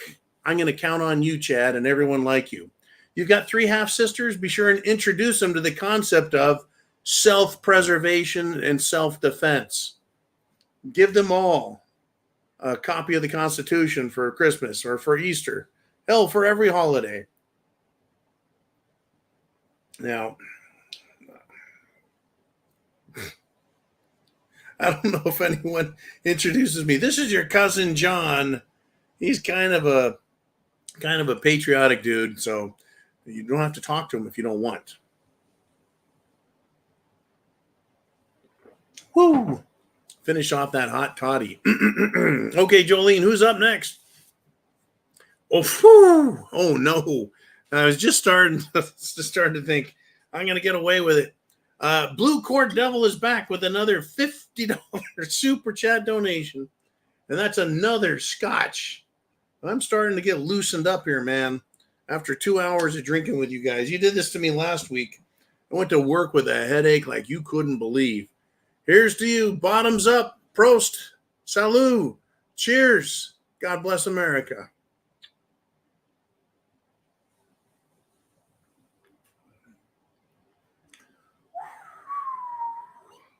Mother's milk. The good golly. Oh, yeah. Blue Court Devil says, just saw a GoFundMe was started to help Trump pay the New York City fine. Yeah. Let's see. I think in the first 24 hours, he got $200,000 in a GoFundMe. I'm surprised GoFundMe hasn't stopped that. They've stopped. Look, everyone who wanted support for their January 6th defense against a government that had bullshit charges, they've manufactured evidence. There was no crimes committed. Trespassing when you're allowed in by the police. How can you have one government agent say, come on in, and later another government agent go, that was illegal, and you're held responsible? No, you should be held responsible the police that let them in, because they're the ones who let the people in. To later be called trespassing, the accountability lands on the police who let them in. And GoFundMe said, wait. No one gets to give any money to those people. They're insurrectionists. They were trying to take over the government with their flags, as if that would fucking work. Anyways, $200,000 out of the $350 million. I understand Americans want to help. They want to show their support. And truly, folks, America is very much getting behind President Trump. In fact, it's amazing to me to discover.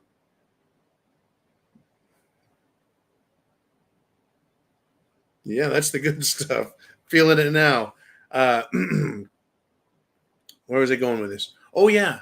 In Europe, they are very worried and upset. They're extremely worried because they're like, well, I guess we're just going to, they're getting ready. They're starting to speak like, well, if Trump is the president, I guess we're just going to have to, work with him. And I'm thinking, wow, that's quite interesting, right?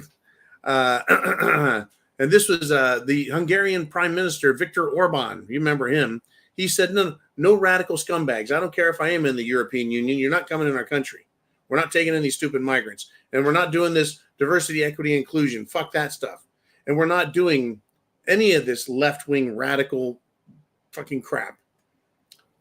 Anyways, Viktor Orban, has now endorsed Trump as American president. And here's his quote. He says, "It is time for another Make America Great Again." I think he meant president. And folks, Europe is preparing for Trump. And I think that Trump should say, they just basically said, well, whoever comes to the dance, that's who we're going to have to dance with. That's what they likened Trump as president is. I think Trump should bitch slap the European nations really hard, each and every one of them, for being a bunch of Euro assholes. Euro assholes. I think they ought to. They ought to. Wow. We're at 2 hours, folks. 2 hours.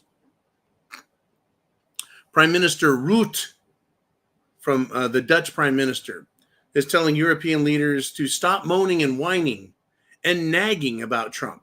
Stop moaning, stop whining, and stop nagging about Trump.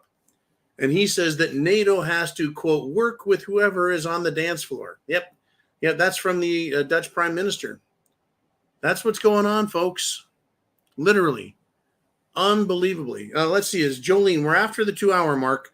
I think we got another super chat. Let's make sure that I get everybody who's joined in their answers question. We got William Hallman with a 556 super chat donation, one of my favorite calibers. And he says, hey, John, can you tell me where the RMZ is located? I might want to go there in early November.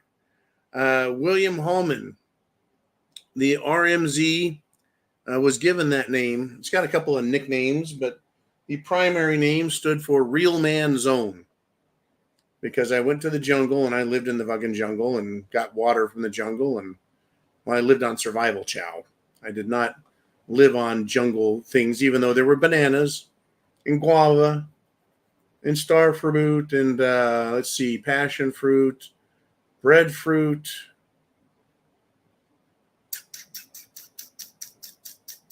Ooh, avocados. And I had an avocado named Wilson there. But I did have my own chow as well. It was great. And those chickens and roosters. I cannot tell you where the RMZ is located. That is top secret, because it's being held for me right now. And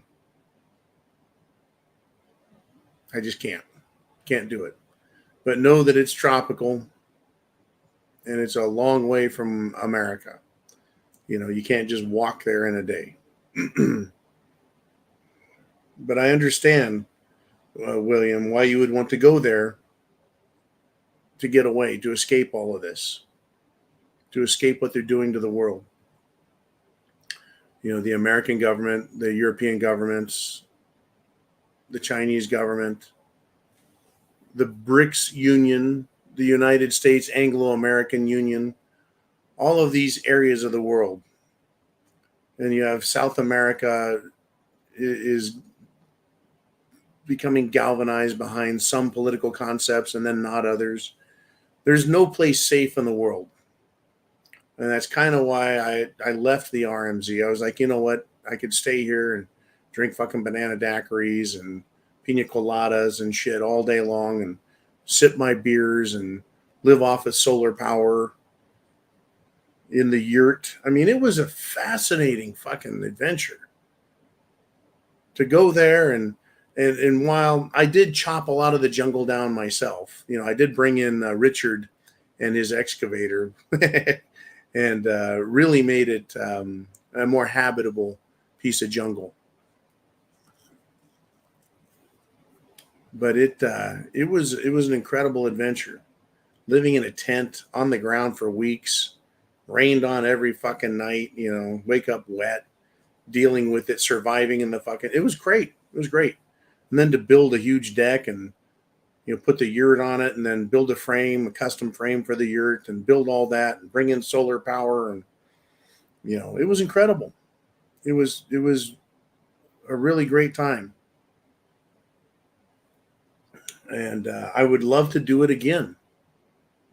I'd love to go back to the RMZ. I'd love to do another RMZ in another country. But what we've got in front of us, you and I, all of us, is an America that we love, our nation. There's nowhere to run and hide from what is coming. You might delay it finding you in the RMZ or an RMZ type place. You could delay it by hiding in some third world country or going to Uruguay or Paraguay or Argentina. You can hide there for a while. You could hide in New Zealand, maybe. You could hide in Southeast Asia, maybe. You could hide a lot of different places on the planet, but eventually this totalitarian move is coming. And you've got to pick a place, pick a philosophy, pick a belief system, and live with it. If you have something that's worth living for, it's worth dying for. I'm not afraid of death anymore. Nobody likes extreme pain, torture, but death, we all die. All men die, but not all men really live. Not all of us get a chance to be the people we want to be. You have a choice right now. All of us do. To be the person you want to be. To live the life that you know should be lived. To stand up for freedom and liberty and defend your country against all enemies, foreign and domestic. And we have a lot of domestic enemies. And they're letting us know who they are. So you have a decision to make. Just like I do.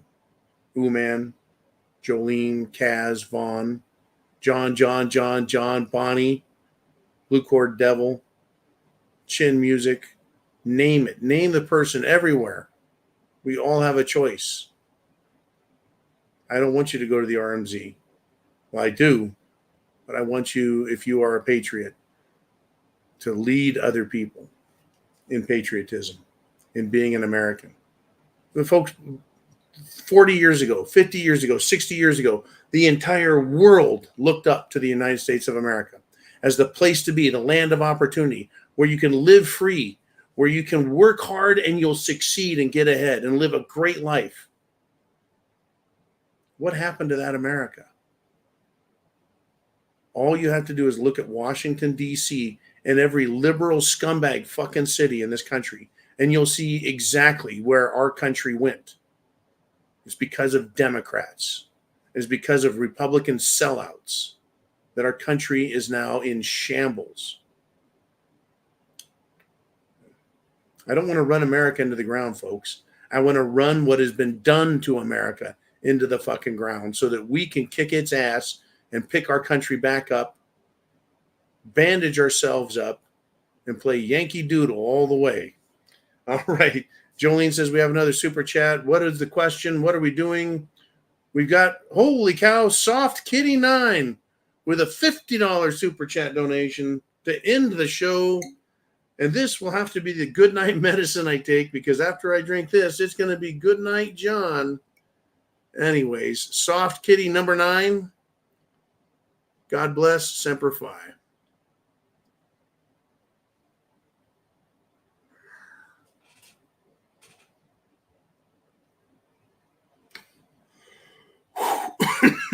Woo! Mother's milk. Now, I need help understanding and translating Soft Kitty. Please do only 5 different news. We need to know. I'm sorry if you're tired. We need to know. Do 5 different news items I have? Is that what's being asked for, Jolene? Ooman is he's kind of giving me the I don't know, but maybe. Because I am tired, but we need to know. In other words, I'm going to do 5 more news stories. How's that? I'll do it. I know we're going late, but what the hell? $50 super chat donation, that's going to go a long way to keeping the lights on here. So let's start with this. National Geographic. National Geographic is that great magazine that covers everything in the world. Guess what? They have a Traveler of the Year. A Traveler of the Year, folks. Guess who their Traveler of the Year is? It's a fucking drag queen who is also a climate activist. National Geographic names a fruitcake who believes in climate change, climate activist. They don't know if it's getting hotter or colder, wetter or drier. They don't fucking know. But they're an activist, by golly. The insanity is beyond comprehension. And these left-wing fruitcake activists, and of course the LGB lie people, the fruitcakes, they are violent. And we're going to have more violence coming. No, it's coming, folks. It is absolutely coming. Now let's see. What else is going on? There's a lot of fruitcake stuff. I'm going to try not to do just fruitcake stuff. Texas, folks, in defiance of the federal government, Texas now has a forward operating base, an FOB, in Texas. It is on the border.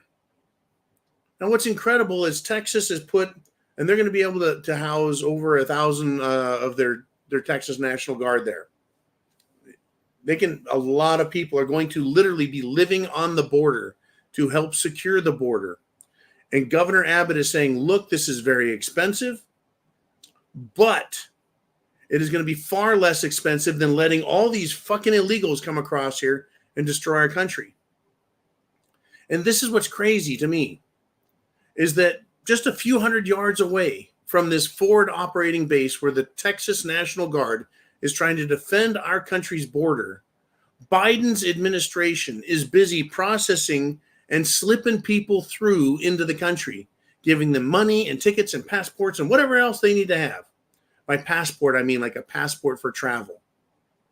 Not a passport identification, but tickets, right? They're doing all they can to slip people in through their gate that they're controlling. Folks, there has to be sanity on this, or else there's going to be war. Period. That's what we got.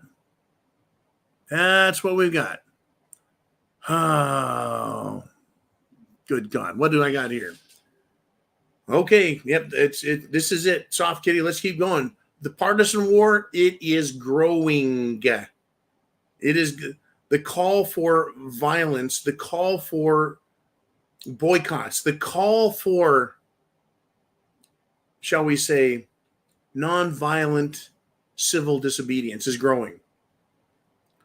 Right? The truckers are doing it and leading it. The farmers are leading this fight. What about you? What are you going to do in this partisan war as it grows?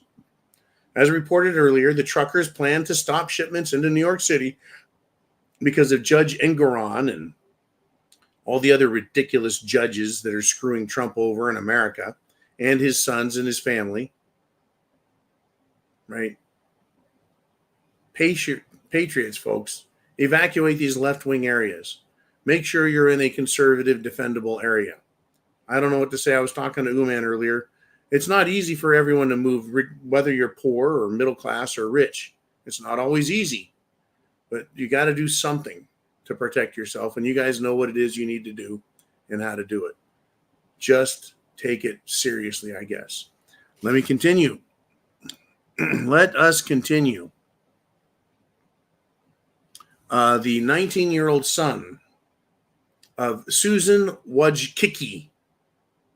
You might wonder, that name sounds familiar. Well, she's the former YouTube CEO.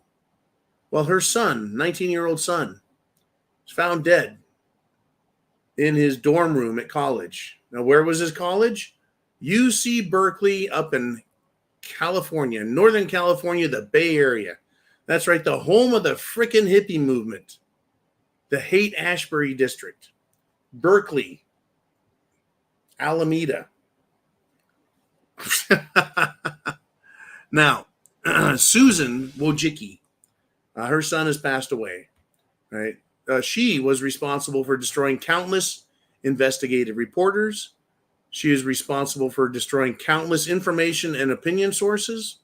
She is responsible for countless social patriot networks being taken down with her communist-styled censorship. Not to mention fucking everyone, including yours truly, out of money on YouTube. And so now we hear about her son, who was going to school at a California communist university.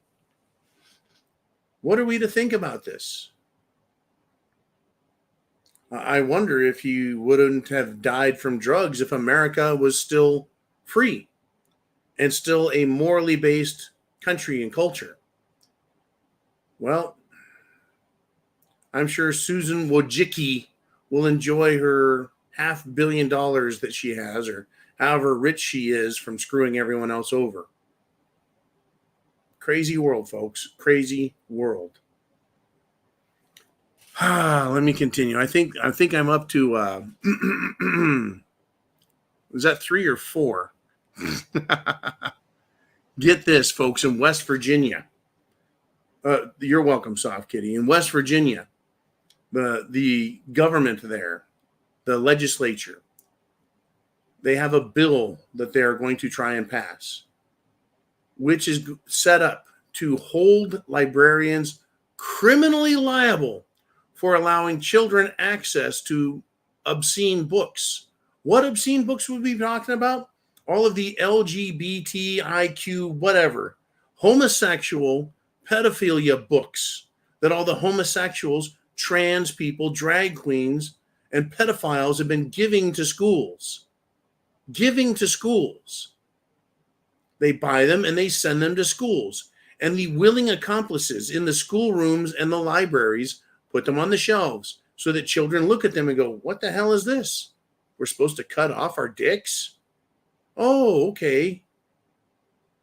Well, this is good for West Virginia. Everyone else in the country, on the planet, is responsible for their work. Right? If I'm a mechanic and I work on someone's car and my efforts cause problems, the car explodes, people die, well, I'm responsible. Right? You're responsible. Your boss holds you. Why should book wranglers in libraries be any different? They should be held criminally responsible. If a gas station operator has adult magazines on his shelf, there's an age restriction on those. If he sells those to minors, he can go to jail. He's held responsible. The same way if he sells alcoholic beverages or gives tobacco products to minors, he goes to jail. Why shouldn't librarians be held criminally liable for the shit that they have put in their libraries? Now, I understand if someone snuck something in and tucked it in the pages and someone found it, but if you got complete sections on how to be a fruitcake, pedophile, or homosexual BJ artist, just awful. They're fucking awful. They all need to be held accountable. Jolene says, hey, we got another super chat. What is going on? What do we have now? We have rum-pum-pump.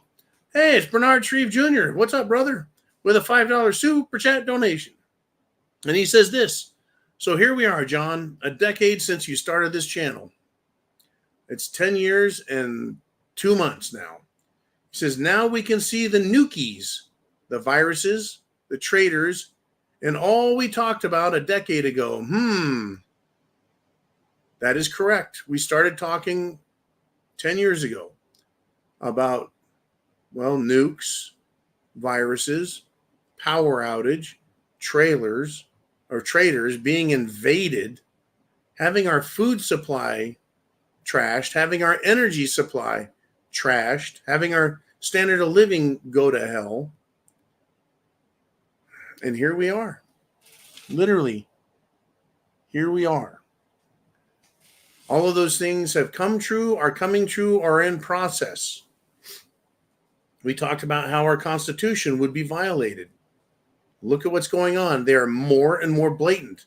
We're now being held politically hostage, and we're being offered extortion as a way to keep ourselves out of war by elected politicians. Treason. This is treason.